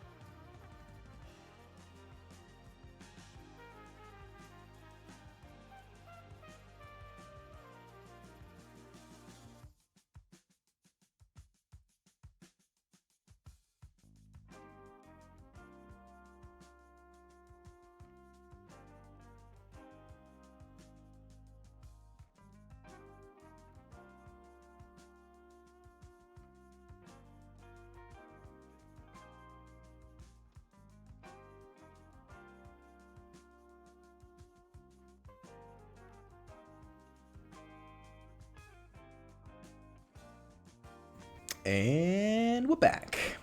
I don't know if people have noticed as well, but on my Be Right Back screen, I've got a bunch of new stuff in my show reel that wasn't there, I don't think, last time. That's the White Fox from Fengshen. And there was a dinosaur from 65 there a second ago as well. And I gotta say, I think within the next 2 weeks, Borderlands will finally come out. The Borderlands movie. Jordan, fucking finally. So we can actually see what all the work we did several years ago actually looks like. Thank you for joining Complex Delirium. Hope to see you in the next one, my friend. And a dancing crocodile. So Steve, like the dancing crocodile, that's Lyle Crocodile. Jordanoth in chat. He was basically the main rigger on all of Lyle. I believe that was an early version. I think that was the one I worked on. Or I worked on the face rig for that one, like setting that one up. We sent it off to the mocap guys that's, they're dancing around or whatever. We definitely sent a version to them, but I can't remember who was on the rig at that time.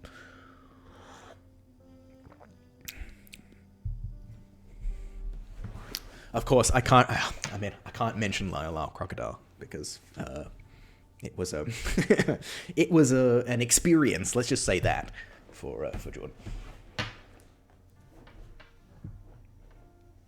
Don't have to say more than that. But I think it was a fantastic movie in the end, and the rig and the character looked great. Like, legitimately, I had a great time watching that movie, and the compositing on Lyle ended up, seamless in the end. I thought it looked great. Crocodile. So that's crocodile equals vomit. I can't look at crocodiles in the same way anymore. What was the name? Who was the singer that did Lyle's voice? What was that guy's name again? Is he still a thing these days? Do people still... Crap, what was his name? Shawn Mendes, that's it. Is Shawn Mendes still a thing? Do people still listen to him? I don't know what the kids are listening to these days. Charlie XCX, that's what people are listening to at the moment, right? I'm down with the kids. I'm hip. That's a bop, as they say. It slaps. If I start drama dumping, I won't stop.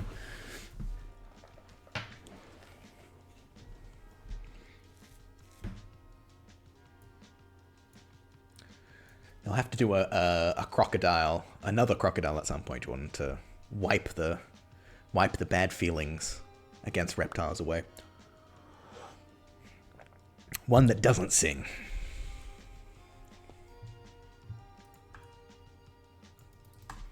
What else can I talk about with the rig? I haven't talked about the prop aspect of the rig. That might be one to talk about next. Because there's some useful stuff you can do with the prop rig in this character. Yeah, is there anything else, you guys in chat? Anything you want me to talk about with the rig specifically? Anything you want me to go into in more detail? Talked about the skirt, talked about the hair. Switches and things like that. Talked about the face. Yeah, prop might be a good idea. We need you to come back for one last crocodile. Do you ever play Croc, Jordan? That game on PS1. So Croc, Legend of the Gobbos or whatever. I used to love that game when I was younger. Splat! Kapow! That's what Croc said.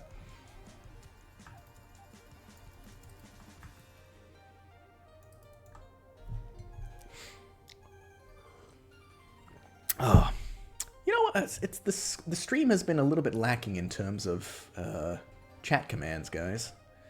I added a bunch of old ones. I added a bunch of new ones, didn't I, last time? What do we have? Hold on, I'm going to look at my...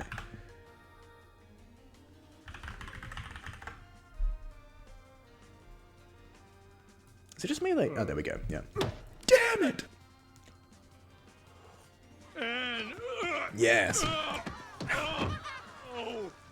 Lord, save me. I think I did. I added some weird Austin. I added Austin Powers on.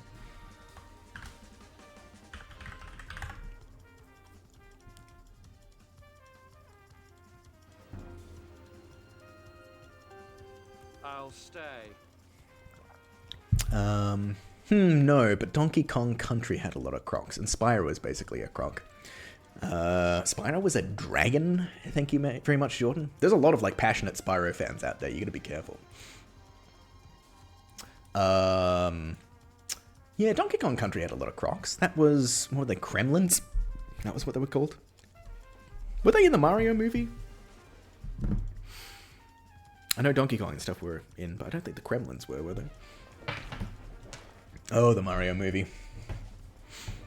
The epitome of pointing at it is like, I know what that is! It's Diddy Kong, guys! I know Diddy Kong! Oh, they're playing Jungle Japes or whatever. I know that song. Oh, he collected the star! I had mixed feelings in the Mario movie.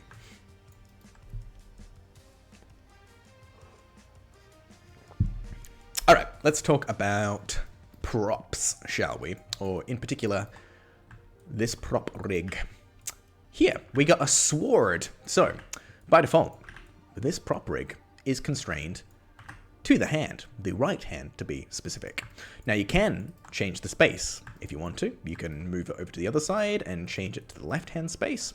So, no matter what side it's on, and in fact, let's change it back to the right space. We can toggle it over to be right IK. It's still going to follow along with it as well, no matter what. There are some additional things you can use as well. There is a pivot control, which may be useful on this. You toggle it on, it'll be like a little locator shape that comes up, and you can move that into a different position, and then you can then rotate the prop from that position if you want. The thing you'll most likely want to do, though, is if you put both of the arms into IK mode, and if you select the settings control of the prop, you can toggle on this float viz control. Toggling that on will create an even bigger locator. And what this locator allows you to do is you can change the space of the weapon to be the float space instead.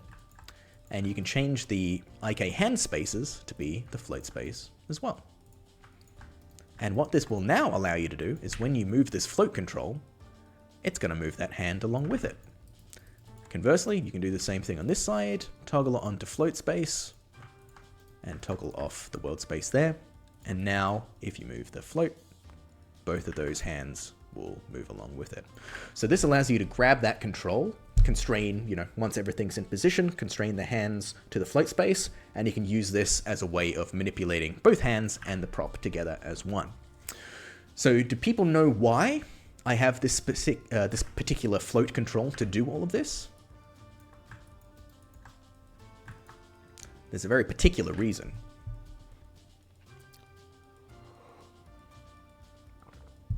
It's sort of like a roundabout way of doing this in the rig. Steve-O doesn't know. Anybody else? Anybody got a guess?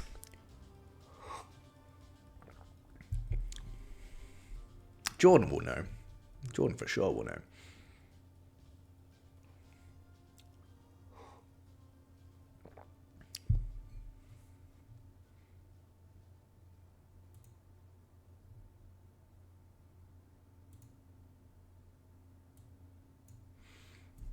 Another 10 seconds. 10, 9, 8, 7, 6. I was tuning up for 1 second. Actually, hold on. I think I need to change the music, so a little bit more time if people want to guess.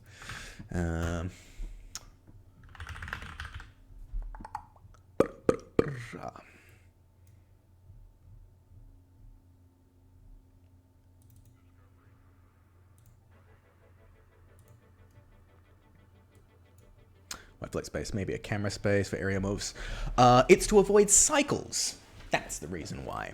So, because this prop is constrained to the hands are influenced by either the IK control, the FK control, based on whichever mode they're in. We can't then have the prop influencing the IK controls because it will create a cycle. Hand, IK control influences hand, influences prop. Prop cannot then influence the IK control because that's where the cycle starts. So to avoid that, you create a separate control outside of the system that all of these things can be constrained to, and you animate that as the prop control instead. Then you can have the IK controls moving with the prop, and you can animate it like if the character's got both hands on the sword, if they're doing a big swing or something like that. That would be the way to go about it. So an alternative way is, like, if you don't want to use this control, like, there's a way you could set up your own, like, locator stuff or bake that things out with, what is it called? It's an AnimBot, the tool that, like, every single animator uses. You can use something like that, but this just keeps it in the rig and just, you know, ensures all this can happen. Again, wanting to try and create the most user-friendly experience in the rig straight out of the box, and anything you want to do outside of that is completely up to you if you like animating with that kind of method. I just don't want to, like, limit my animators immediately if they don't already have a way of doing these kind of things. So, yeah, quite a handy thing to have sometimes. Just, I think there is enough space for both hands on the handle here. Yeah, options there for that. So, prop controls, guys. How are we going for times? 12 to 10. What else can we talk about?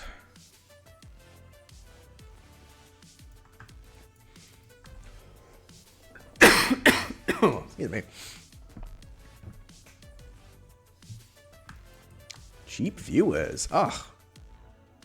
Thank you so much. Gone.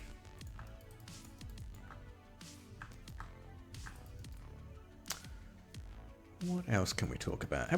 We haven't talked about the fingers so much. I mean, the fingers are pretty straightforward, but they do have some handy features as well.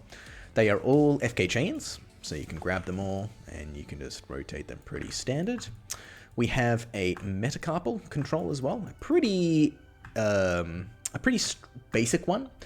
Generally, what I like to do with my rigs is have one meta control for every single digit. So, you know, it would be an aim control here, sort of like the clavicle. If you've seen how my clavicles work, they are not rotation-based, they are translation-based. So you translate them, and the control here is going, the joint here is going to aim at this point, which allows you to, like, pull it away, and if you turn on the stretch blend, you can stretch out the clavicle into that space if you need. I like to do a similar thing with the meta controls, but in this case, in order to keep joint count down, I've had it so there's only one of them, and you use a similar system to sort of like aim that joint, and it's going to offset these last few, what do you call them, the ring and pinky finger. Just got to sort of get some nice automation out of that. So if you want to try and create like a hand cupping motion, it's just a really easy way of quickly setting that with a pretty cheap joint count as well. But with the hands, I have this hand settings control, which has a bunch of automation on it as well, for quickly posing the hands if you don't have time to go through and set everything one by one.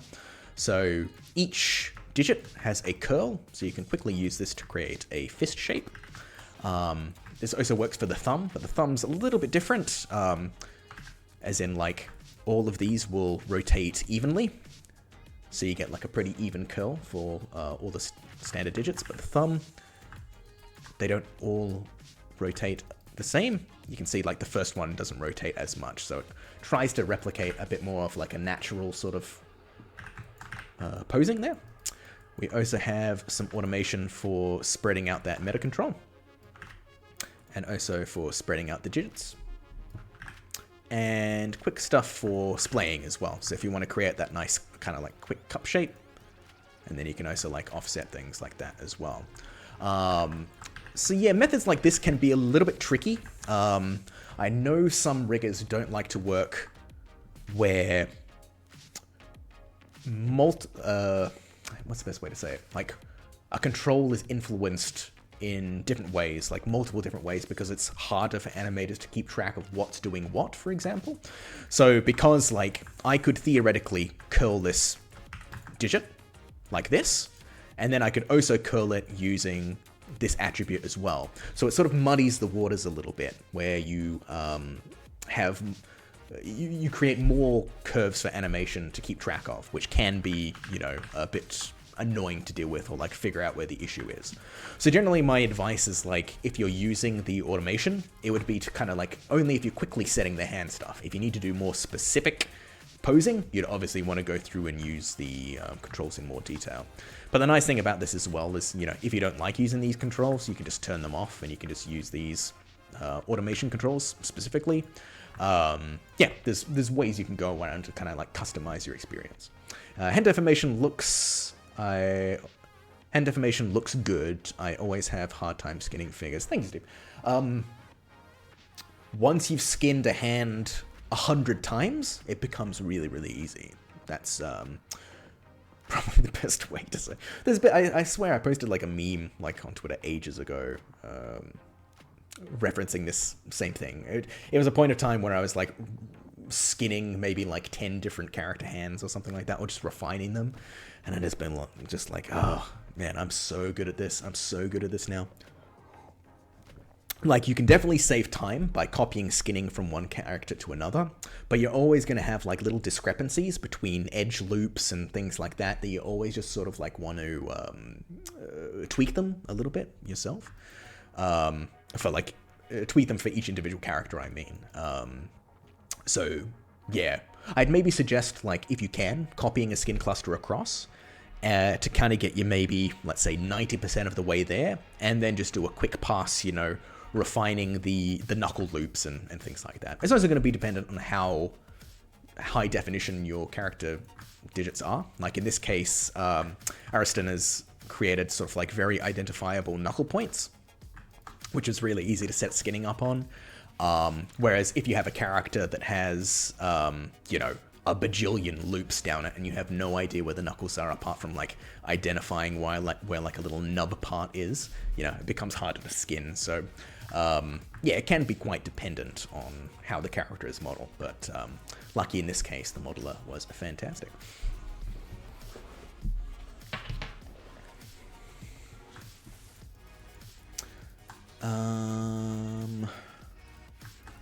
What else could we talk about?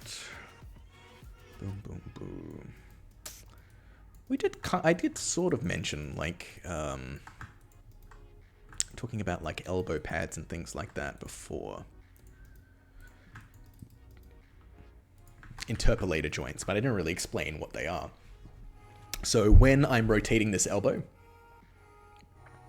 you're going to see that this elbow pad doesn't follow along with the rotation of the elbow exactly. It sort of has about 50% of the weight of the previous joint and 50% of the weight. It's like in the middle. So this is I refer to them as interpolation joints because that's what I called them when I was first made aware of them. Jordan, you will know them as split joints, obviously, because that's what we used. That's what we call them at Method. But these are really easy to set up. Basically, all you need is an orient constraint and setting the interpolation method to be shortest, and you can create something that looks like this. I can probably show everybody how to do that really quickly, again with locators. I'm still waiting for Sammy J's Genman D Topo update. God. Genman. Was Genman based on anybody? I don't think it was, right? I'm pretty sure there was a generic mesh that we used at NPC that was like Henry Cavill for the longest time. Because like it had come from a Superman movie, or they'd done a really nice one for a Superman movie and it just like stuck for some reason. Yeah. Like, yeah, wasn't Genman based on someone in The Office or something? I can't remember. Not the show The Office, but like someone who worked there. Was Idris Elba Genman A? For what movie was that? What was Idris Elba in? That wasn't for like Dark Tower, was it? Did you guys work on Dark Tower?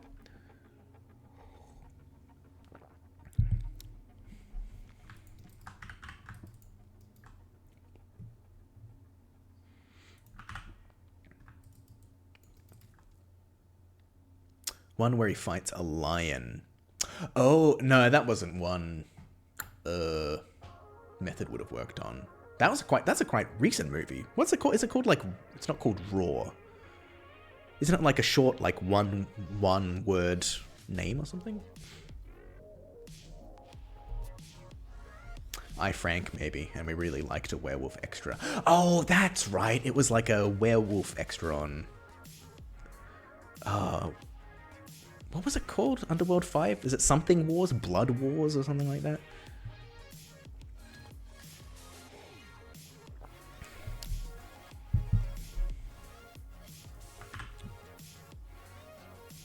Genman B was one of the stunt guys. Was Idris Elba in I, Frankenstein?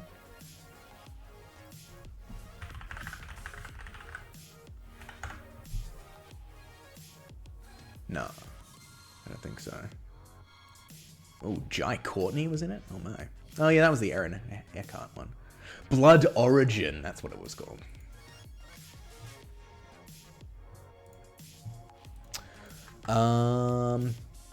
Just quickly, while I've got these brilliant locators here. So, the idea of having an interpolation control is you're interpolating between two transforms. Really easy way to do that. So I've got 3 transforms, they're all in the exact same place. I can select these first 2, select the third one, constrain it using an orient constraint. I'll just hit apply, it's all constrained. So when I rotate the first one, this one is now going to be in the middle. You want to set the interpolation type to be shortest, therefore it's going to try and find the shortest path between one of the transforms and the other one. If you have it set to average, it's more easy for it to flip at certain points.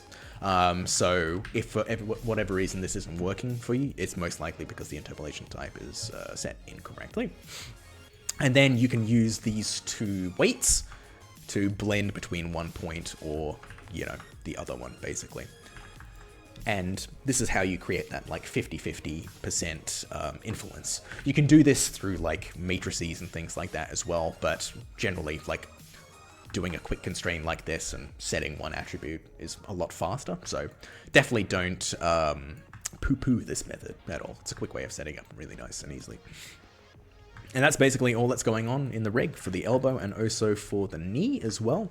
The knee is a little bit more complicated because it also has a translation constraint as well, because with the joints being pulled away from each other, you need to make sure that joint is positioned in the middle. So yeah, if you're looking for a really quick way to sort of like improve deformation quality in areas of high mobility like the knees or the hips and things like that, just to help preserve volume on deformation, those kind of joints are really, really helpful. They're also really useful for things like pads, like knee pads or elbow pads, shoulder pads and things as well. Although with shoulder pads, I'd probably recommend having a completely separate joint. Can you scale the rig? In this one, Steve, no. I've got it specifically set up so it can't be scaled. I figured that would add in too many issues online to keep track of, potentially, because scale is always, like my rigs, I do have scaling capacity in my rigs, but it always creates, like, if people aren't aware of it and it gets set, it can, like, mess a whole bunch of things up. So I figured it's like, it's a character, you know, people are going to animate it in a pretty, like, a fairly standard way. I figured we didn't need to, like, have a shrink down to tiny, tiny sizes, but that is something I do keep track of in my characters. Normally I'll have like an attribute here that's like global scale or whatever, but yeah, had it set up for this. Have I dug into Bifrost at all? It's a game changer for upgrading rigs without writing plugins. Yeah, like, man, Jordan, I have like such a long list of things that I want to check out.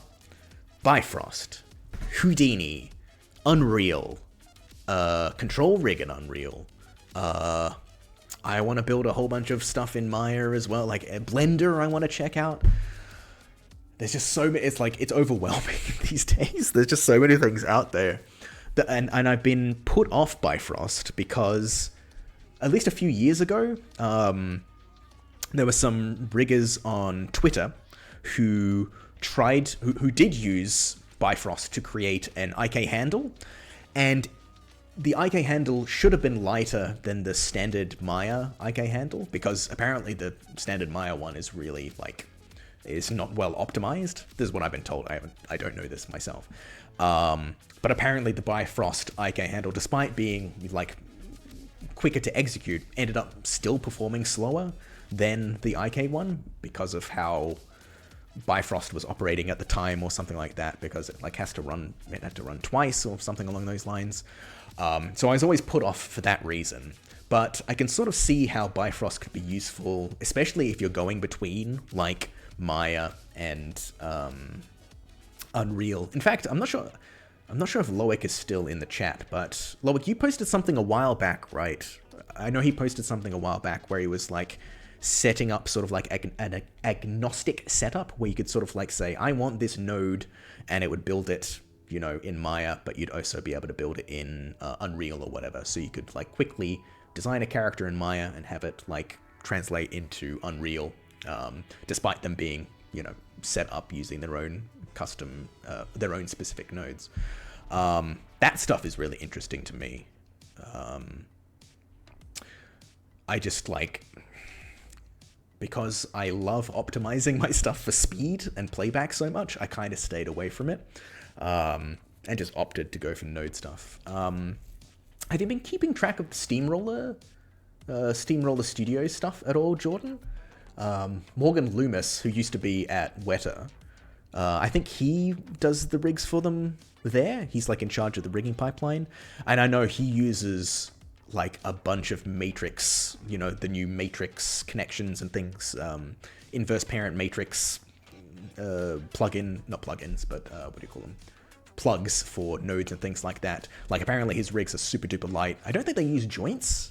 He uses like transforms to drive the deformation and stuff as well through this system. Because that's another really interesting way of doing it as well, where it's just like you use the core Maya nodes to kind of create a Bifrost-esque thing that's set up through math and things like that. I know the newer versions of Maya have a lot more math nodes and stuff as well. So yeah, this is the thing now. There's like 5 different ways we can go about doing these things. It's, you know, burn your list, watch some Bifrost videos. I'm using it on Blue People for the intersecting. Oh, interesting. Shockwave special. Yeah, cool. Yeah, because you could do it to sort of, yeah, push out like vertices or like, yeah, can you, I'm guessing you can like raycast and stuff with it, right? Raycasting is something I want to get more experience with, because I want to use it more effectively for my live Perl and noise live expressions. Oh, cool. Yeah. I've also heard actually, I think Morgan Loomis's stuff for Steamroller might be using expressions as well. I know people have been put off expressions for a while because back in the day they were supposed to be like really not good for performance, but apparently now they're way better. Morgan used to be more active on Twitter. I think he's gone now, as a lot of people are, sadly. But he was doing a lot of cool like test with all these matrix nodes and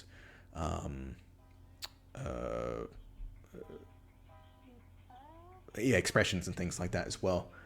And just like optimizing rigs, like he's like, how few nodes can I use, or like how few transforms can I use to build an arm or whatever. And it was really cool to see how simple it would be.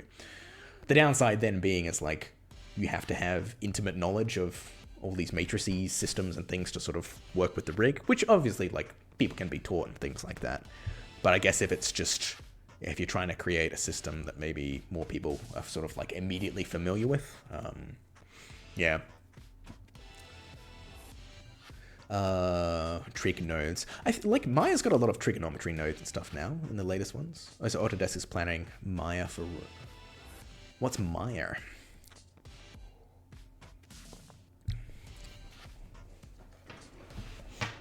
Is that like add Maya? You Myron, bro? Oh, more. Yeah. Yeah, they added a whole bunch of... Like I think like it was at 2024 or 2025, they finally added like a plus node that you don't have to have like the 3 different channels for or something. Like I've been keen to explore like future versions of Maya, but when you're working with people, when you're working with different companies, it's like so hard to keep track. Like I'm trying to keep the Maya I use as like one right in the middle. Of like all the versions, not too new, not too old, can kind of like have that middle ground, so as many people can use it, use my rigs as possible. Because, yeah, going backwards to, like, older versions can be such a hassle. But same thing, like, I think some of my tools don't work in Maya 2025 because I think the version of Qt or PySide is gone. It's, like, not PySide 2, it's PySide 5 or something now. So I need to figure out all that stuff as well before I can properly update. So it's just another thing to add to the list, right?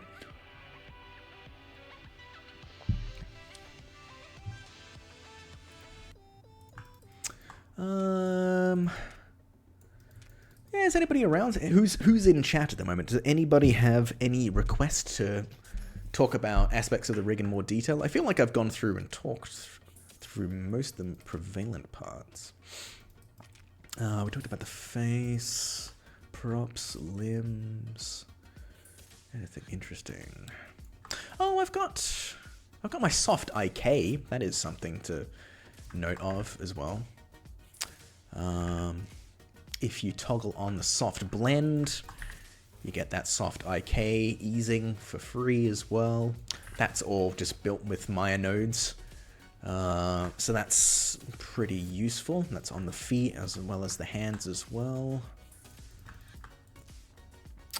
Soft blend there, and you can change the distance to have it start earlier or later based on your requirements. So if for those in chat who don't know what soft IK is, when you push an IK handle to its extremities, there's this really obvious pop, like that. So it's pretty like nice, smooth. Oh my god. Jump! It kind of like has that pop, which is quite noticeable in things like walk cycles and can be really annoying to get rid of. So by toggling on the soft blend, what that does is when the IK handle reaches the extremity of its length, it pushes back the IK handle a little bit and just helps remove that pop. So you can sort of see now, when I extend the hand, it doesn't really have that pop. It's a much more gradual ease out. And that's just a quick thing that animators can toggle on. So if they've got a walk cycle and that pop's happening, you just toggle on the soft IK and it just kind of gets rid of it and you can play Blaster and it's all good.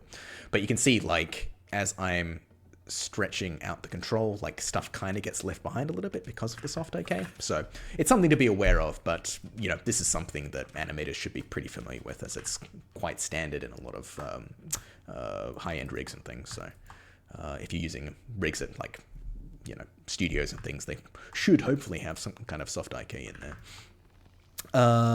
Michael Eskew, welcome. Will this video be uploaded to YouTube? It should be. Generally what I do is videos will be up on Twitch, I think for like a week or two after they've been streamed, and I generally save them and re-upload them to my YouTube channel. So yes, there will be an archive of this at some point in time, if you've missed the stream up until this point.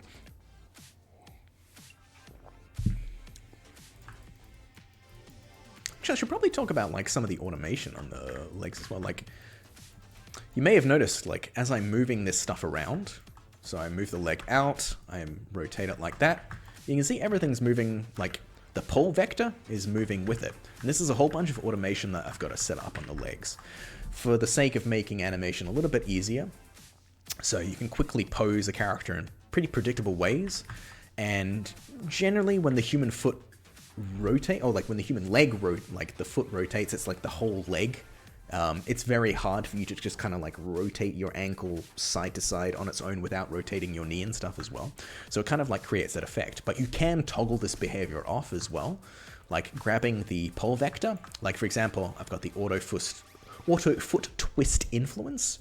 You can zero that out, and all that's going to mean is like there's still going to be some automation there where it's going to try and like move along with the translation of the IK, but it's just not going to be influenced by the rotation of the foot anymore. And this is how you can sort of like break it or like pose the leg in weirder ways, but you can see the deformation is looking a bit strange when you do that. But you can also toggle that like automation completely off as well. Like if you just want it to be in world space and keep it locked there, you can do that and you can remove that. So same thing happens on the arms as well. You got automation there, but I believe by default I've turned off the auto hand twist influence because it's not as useful on the hands as it is on the legs. So yeah, just kind of like a quick way to quickly pose. You can also use the handle twist on the IK controls as well if you want to like offset the handle a little bit. So yeah, a few options to control that kind of stuff there. Do I have... I don't have stretch in this character. Yeah, I don't think the stretch is going to work with as few joints on this character, so I didn't opt to use that.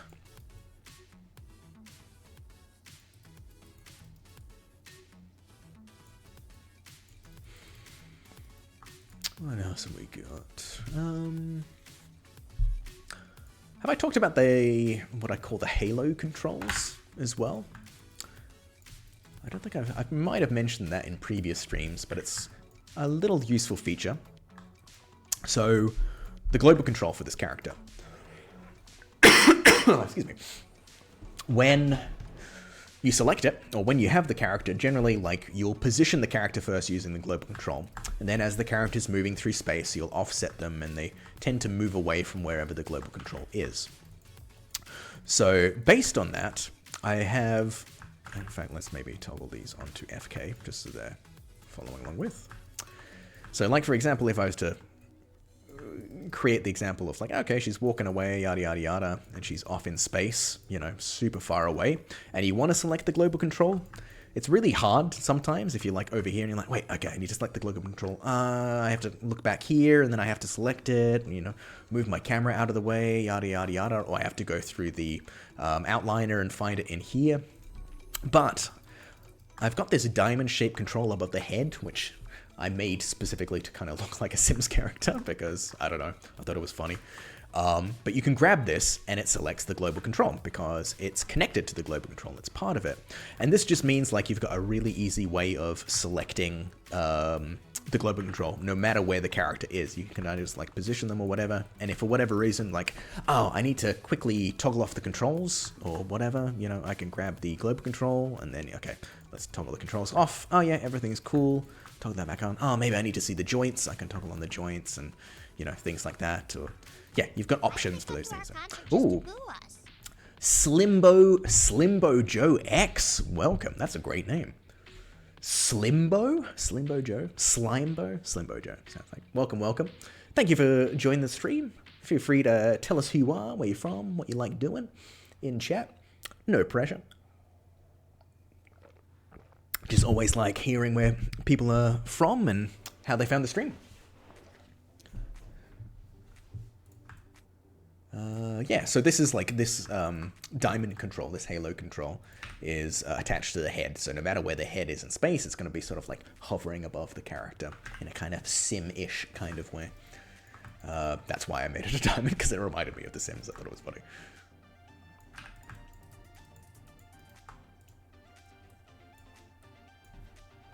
Boom, let's pop it back. Yeah, I'm not sure who is still around, guys, but I've pretty much run through everything I wanted to talk about on the rig so far. Thanks, long-time follower from Twitter. Excited to use this rig. Awesome. Yeah, cool.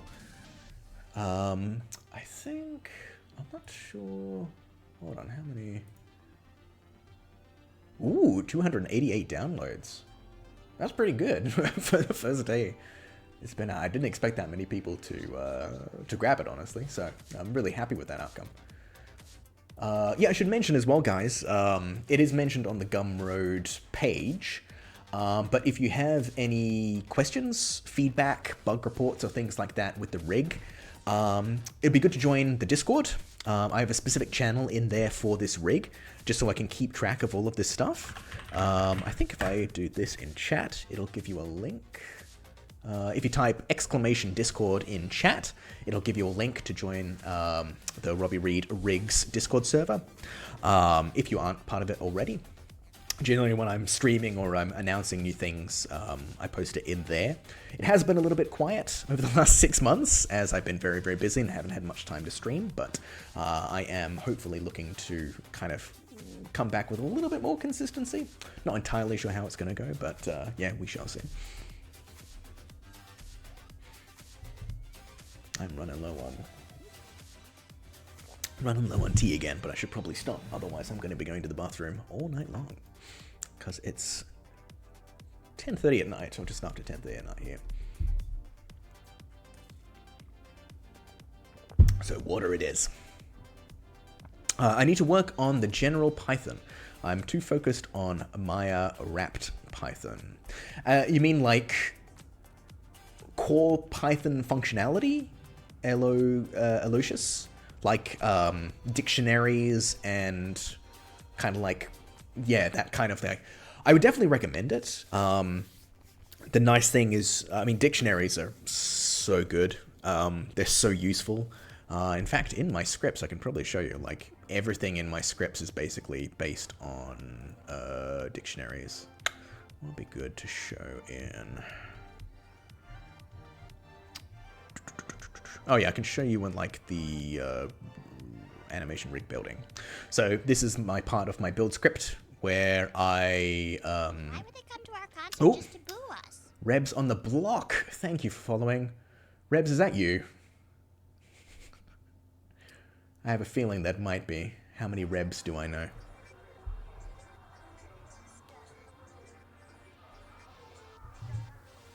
I say, Rebs, is that you? I mean, yeah, okay. Everybody say hello to my partner. She is in chat.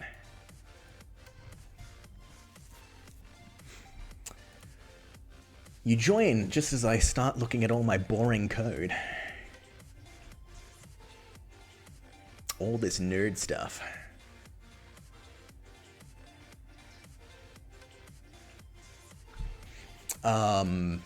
Yes. So, build scripts. When I'm creating the animation modules, so each part of this rig is a module, spine module, head, neck module, arm module, etc., etc. These are all built in my build script. I specify a dictionary, and then I put that into, so you can see here, from this section I'm building a spine module, I apply that dictionary, and this sort of like, this is a way where I know where all this information is for this module, so I can define a bunch of stuff, like the name, the joints that it uses to build from and constrain to, and a whole bunch of other information. And I can just feed that directly into this module build. So I use dictionaries for like everything. Love them. Super useful. And because they become easily transferable to JSON files as well, or, you know, a JSON file is just a big dictionary. Like, it's really easy to save a bunch of data out to that as well. Okay, I'm going to hit the hey. Nice seeing your final. Thank you very much for joining, Jordan, my friend. Until next time, buddy. We need to do lunch sometime soon. I'll come into the city and we can hang. And you can fill me in with everything you've been up to. Have a good one, my friend. Oh, so V Doom Squid. Ooh, V Doom Squid V. Welcome, welcome. Did I miss a... Yeah, is that a Simpsons mug? Yes, Joe, it is.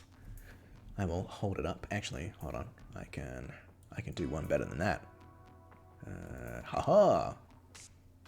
Ooh. It's a Simpsons mug with a bunch of Simpsons characters. I did have another one that was like Homer going into the bushes, but I accidentally dropped it and destroyed it. Alas. You can also see in the background my very fancy Vanilla Ice Cool as Ice poster. If you might be new to the streams, Joe, we love Vanilla Ice here, which is a strange thing to say, but I'm a big fan of his movie Cool as Ice. So if you guys didn't know, Yo, man, that's a great philosophy. yeah. Can you put it back Together with quickness.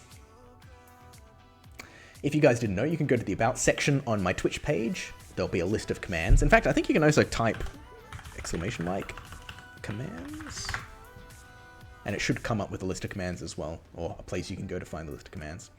So you can spam a bunch of annoying videos in chat, which I love.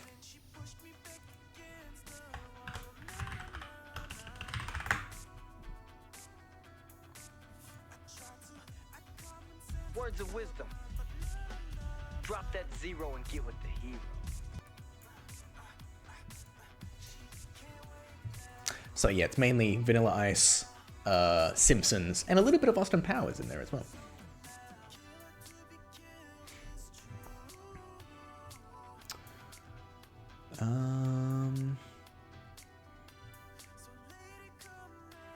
Aloysius, do you know about like F strings as well in Python?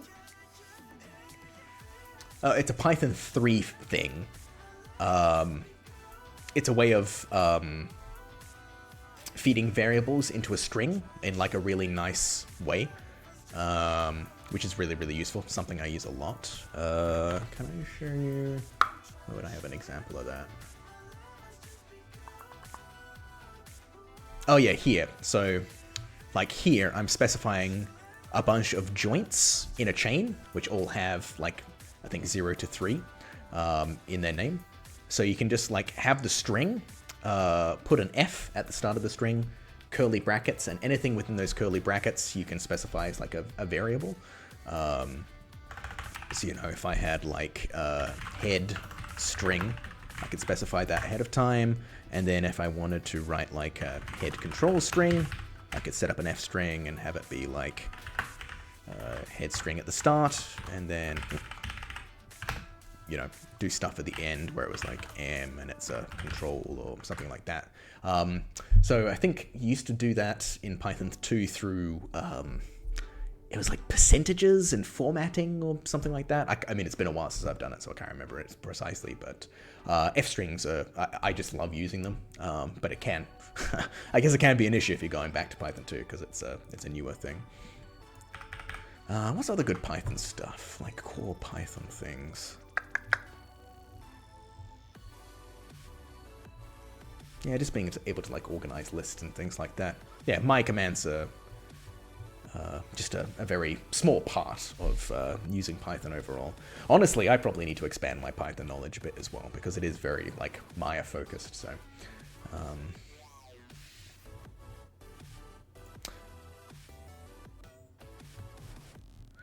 anything interesting I can talk about in my build script?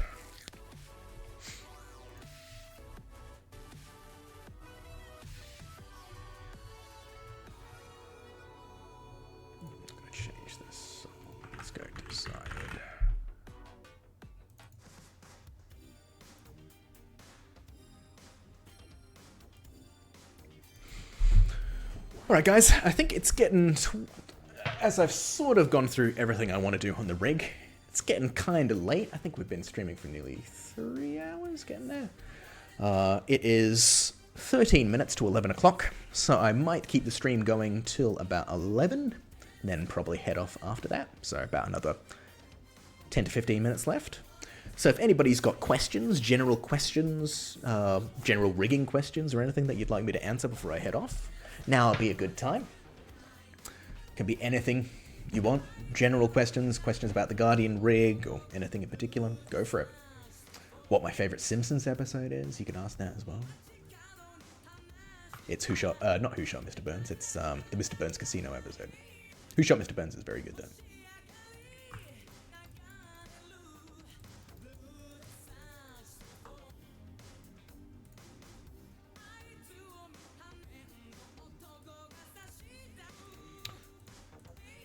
Let's take a look at the script.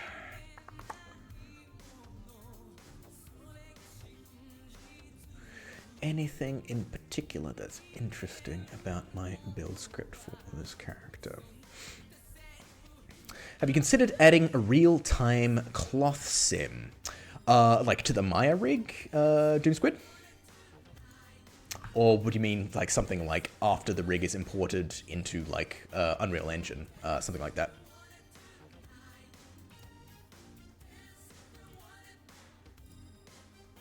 To the loincloth in Maya. It is something that could be done. The problem with adding with dynamic rigs, generally the way I like to do them for a character is something that's not strictly a part of the rig itself, because you don't want that dynamic aspect layered underneath the controls, for example, right? On the loincloth, let me just turn on those controls. So right now we have the capacity to animate this chain like an FK control, right? So you can rotate them. I've also got some aim functionality in here, so you can translate it and the joints are still gonna aim at each other, right? if you add dynamics on top of these controls, so not like on the translation rotation channels, on like a zero group, a null group above them, you'll be able to animate them, but then you don't have the capacity to, like, you'd be counter animating stuff underneath. What a better way is sort of like, or a way, I'm not saying a better way, a way I prefer to work is creating a dynamic rig that you can sort of snap onto the rig, bake out a bunch of dynamics to those controls, so animators then have a bunch of dynamics on the control channels which they can edit afterwards. Because anything on top of that is just going to be something that animators will have to counter animate, or they're just stuck with the simulation as it is. So this was, I mean, I can't talk about it yet because it's not technically out yet. But we used, oh god, what's it called? Ragdoll Dynamics. I'm sure you guys have seen Ragdoll Dynamics on like LinkedIn and Twitter and things like that. It's a really cool system that is in Maya, and also I think it's in Blender or like Houdini or something now, where you can quickly add dynamic sort of chains and systems to transforms in Maya. So we use that. We created, for one of the last films I worked on at my previous studio at Method Studios, there's a character that acquired a bit of dynamics, like a wobbling antenna sort of thing. So we created like a quick simulation rig that would have a dynamic chain down it. You could quickly snap that to the rig, bake out that dynamic motion, as well as like alter some of the like how floppy, how stiff the antenna is and things like that, just to tweak it on the need per basis in the scene, bake that all out, and if animators wanted the way to, like, you know, they could use those curves to then reduce the amount of wobble or like offset it in ways they could control.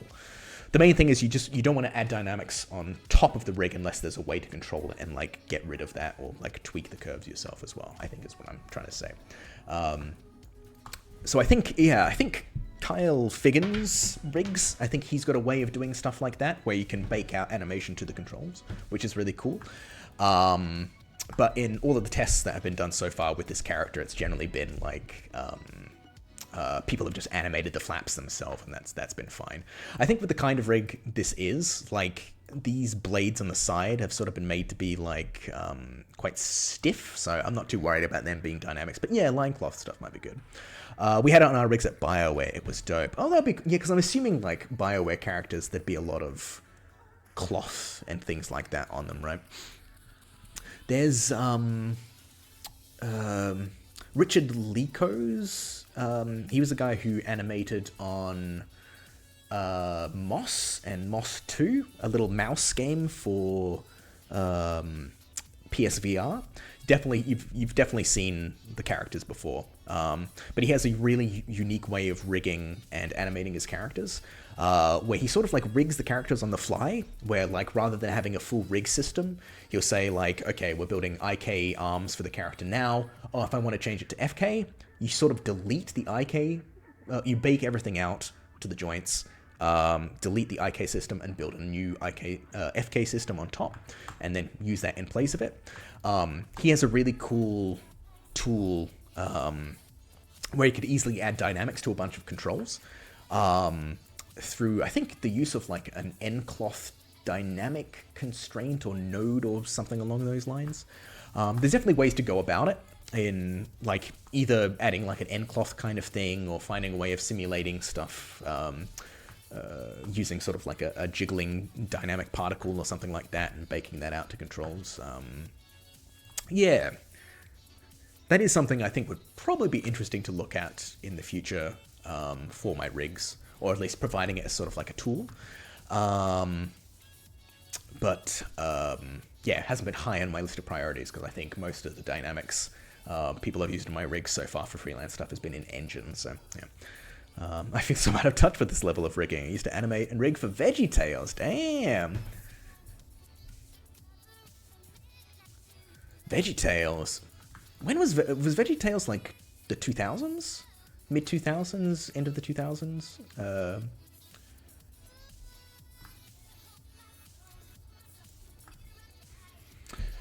Steve, you didn't rig for You didn't rig for VeggieTales. You might have watched VeggieTales. Late 90s, early. There we go, man. Yeah. I mean, honestly, Joe, like, rigging hasn't really changed too much since then, right? It's all still bones and joints. It's all still skinning. Like, correctives are still used, and, like, concepts are still there. It's just maybe there's, like, a few ways of automating things more efficiently now, maybe, you know? I'm sure you know, like, Brad from Rigging Dojo. He's always talking about how, like, rigging hasn't changed in 15, 20 years. And I would probably agree with him on that. I mean, well, actually, when did I first start? First time I used Maya was 2008, I think.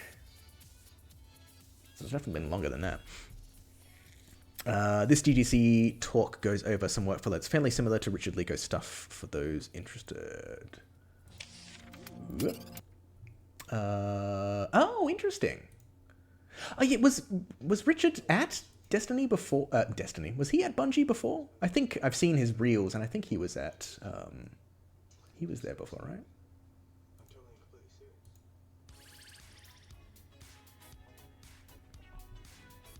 We used lattices and made things up as we went along. Lattices still get a little bit of use. The thing is, the thing is now, because everything is like, a lot of stuff needs to go into game engines, you get kind of limited with what you can use. You are kind of limited to like joints and blend shapes, because you can do really cool things if all your animation is done in like Maya and then cached in Maya, where you can like stack multiple skin clusters and pre-bind joint matrices so you can have like tweaker joints that kind of follow along with the character.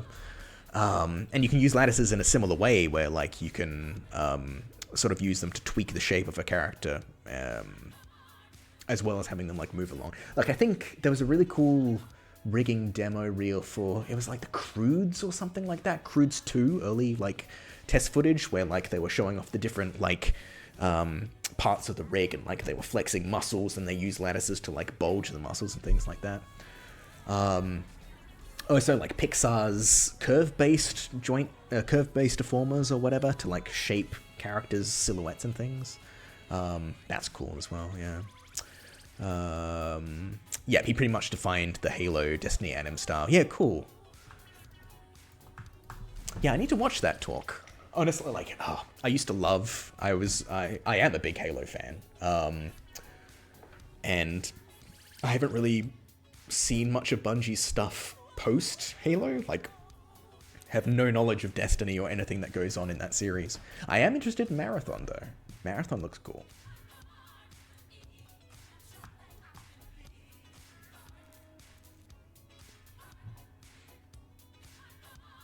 Although, did Marathon get delayed?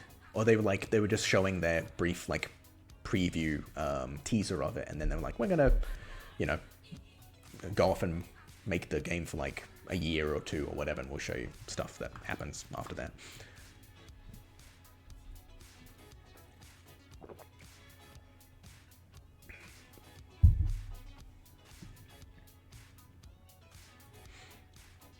You can play the old Marathon games on Steam now. Yeah, did they release them for free, Steve? Like, did I see that? Or like modders helped update it or something, and now like a free version is on Steam or something? There was like some community. Yeah, cool. Okay, I mean, I need to play. I need games to play. The problem is right now, guys, is I work on my rig stuff for freelance work during the day. And for the last month or so, I've been working on this rig in the evenings. So it's been non-stop rigging for like a month and a bit now. And I need a way to like switch off. I need to play something. I played a little bit of Celeste last night, the 2D platforming game, which was really cool. Great soundtrack in that game. But I feel like I need like switch my brain off games to play. Dude, Baldur's Gate 3. Dude, I would love to play Baldur's Gate 3, but I just do not have, like, 200 hours free to play it.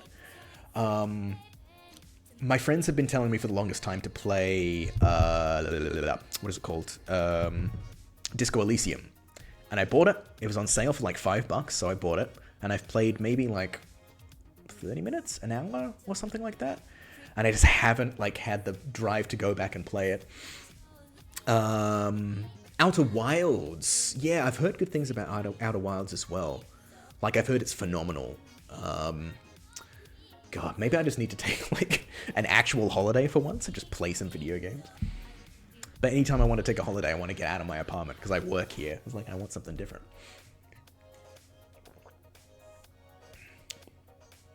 Also, any co-op games would be good. Ones that I can play with my partner. Ever rig a Simpsons character? No, never have, no, Joe. They'd be weird to rig in 3D. Actually, Steve, you, like, made a 3D Homer Simpson recently, didn't you?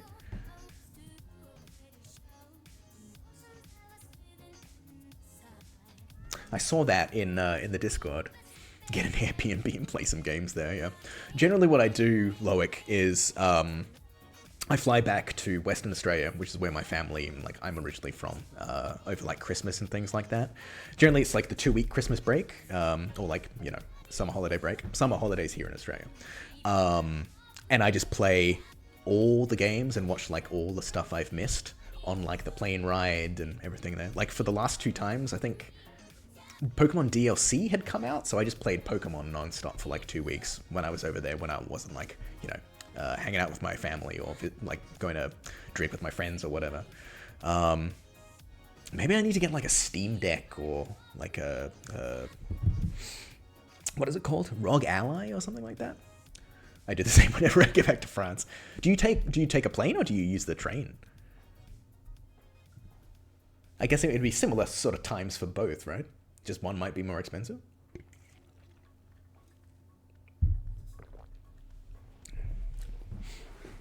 Maybe what I need to do is I need to come to the UK. So I get on like a super long 30-hour flight or whatever, and I just play games the whole time, just to pass the time. Then I get to come and hang with everybody over in London. I have to do both, plane back to Paris and train back. Oh yeah, it's fairly... I have a lot of French friends who do similar stuff. I think it's fairly standard, right? You're not going back for the Olympics, are you? Was it... you guys would know Marin. She's been in been in my streams a few times. I think I've watched a few of her streams, and she was just saying like, "Oh yeah, wants to be far away from France when the Olympics are on because it's gonna be absolute hell." Like, Paris is crowded enough as it is, right? Like, having all the tourists and games happening there is gonna be madness, right?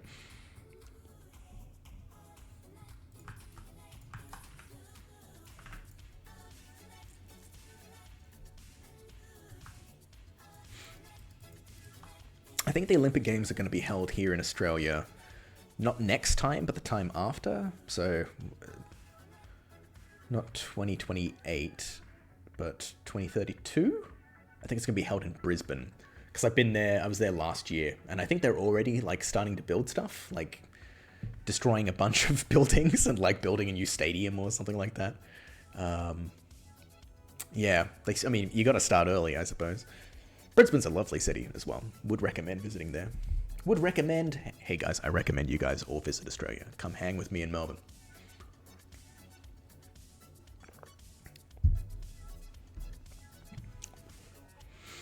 Brizzy's your hometown, Doom Squid? If you ever come to Chicago, we'll get to an old school arcade with almost 1,000 games. Now that sounds sick. That would be a good way for me to get my... like, fair shake of games in. Yep, live in Melbourne now, though. Doom Squid. Do I know you, Doom Squid? IRL? You don't have to say your name or whatever, but...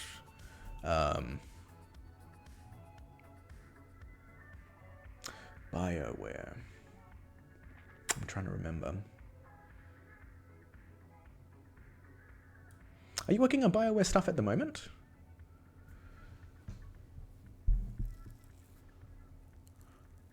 Not IRL, we follow each other on Twitter.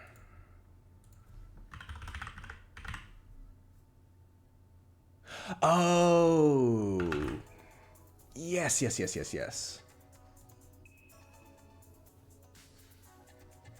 Ah, cool. Did you work remotely for BioWare as well from Australia?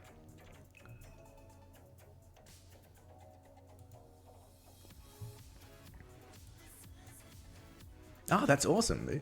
Yeah, nice. Do you enjoy working for Epic? I hear they pay very, very well. So, you know, that's always good. It's also nice being on the forefront of like all this emerging technology and stuff with Unreal Engine, I suppose. I need to I need to look into Unreal Engine so badly. I'm really interested in Control Rig. Because like I was showing earlier in the stream, like how I've got on all my, like a lot of my controls, right? I've got the different spaces, you know, I've got spaces for world chains for like the cog, and you know, on the hands I've got all these different spaces to attach them to the hips and things like that, you know, fairly standard. But like Control Rig's got the capacity for like swapping out spaces on the fly, right? There's no like dependency, or there's like it like automatically updates itself or something, right? I've heard something like that, and I was like, ooh, that sounds really interesting. That sounds right up my alley. It's just finding the time.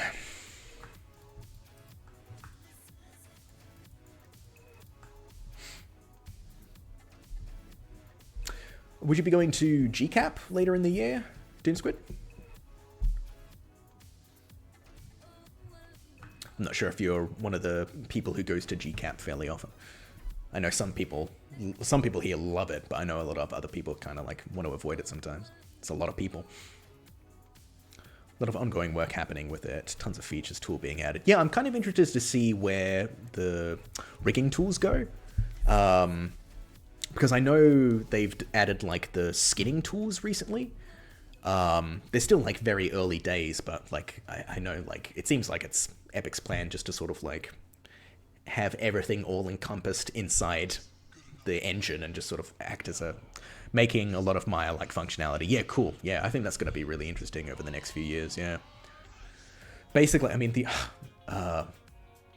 because all of my skinning workflow is like through NG Skin tools, like if Epic and Unreal sort of like get NG Skin tools-esque functionality into Unreal, that becomes really appealing to me, because that's like I couldn't live without NG Skin tools, honestly. Maybe still deciding. Well, if you decide to go, I'd be keen to catch up with you there when you're there. Or if you're just around, hanging around, good to catch up as well.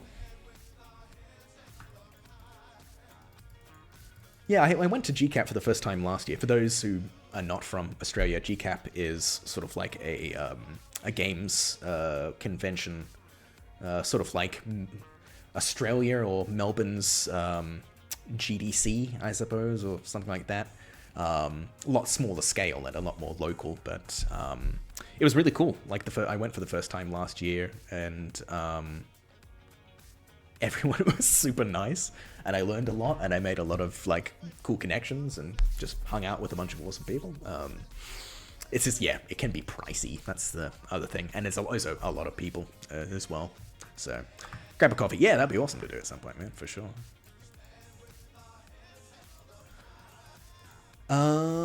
What is the time, guys? Yeah, it's probably getting a bit on now.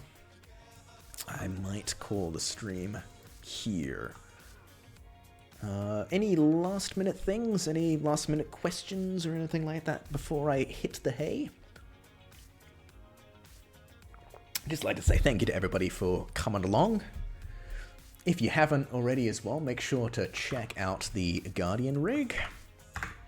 I will post it again in chat in case people want to check it out. As well, if you want to join the Discord, type !Discord in chat, and it'll come up with a link. So any feedback or bugs or anything you encounter with the rig, you can let me know there. And I'll try my best to improve it in a timely fashion.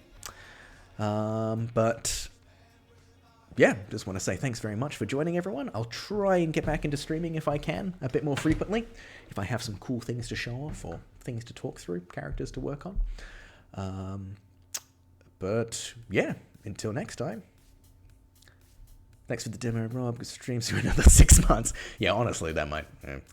I hope it will not be the way. I will try very hard to make it not be that. But thanks very much, guys. Oh, wait, no, hold on. I've got some... Did I add a new, like... I gotta say. I'm trying to find, like, a good video to end on. It's not 5:30 yet. I can just go with the standard one. Damn it!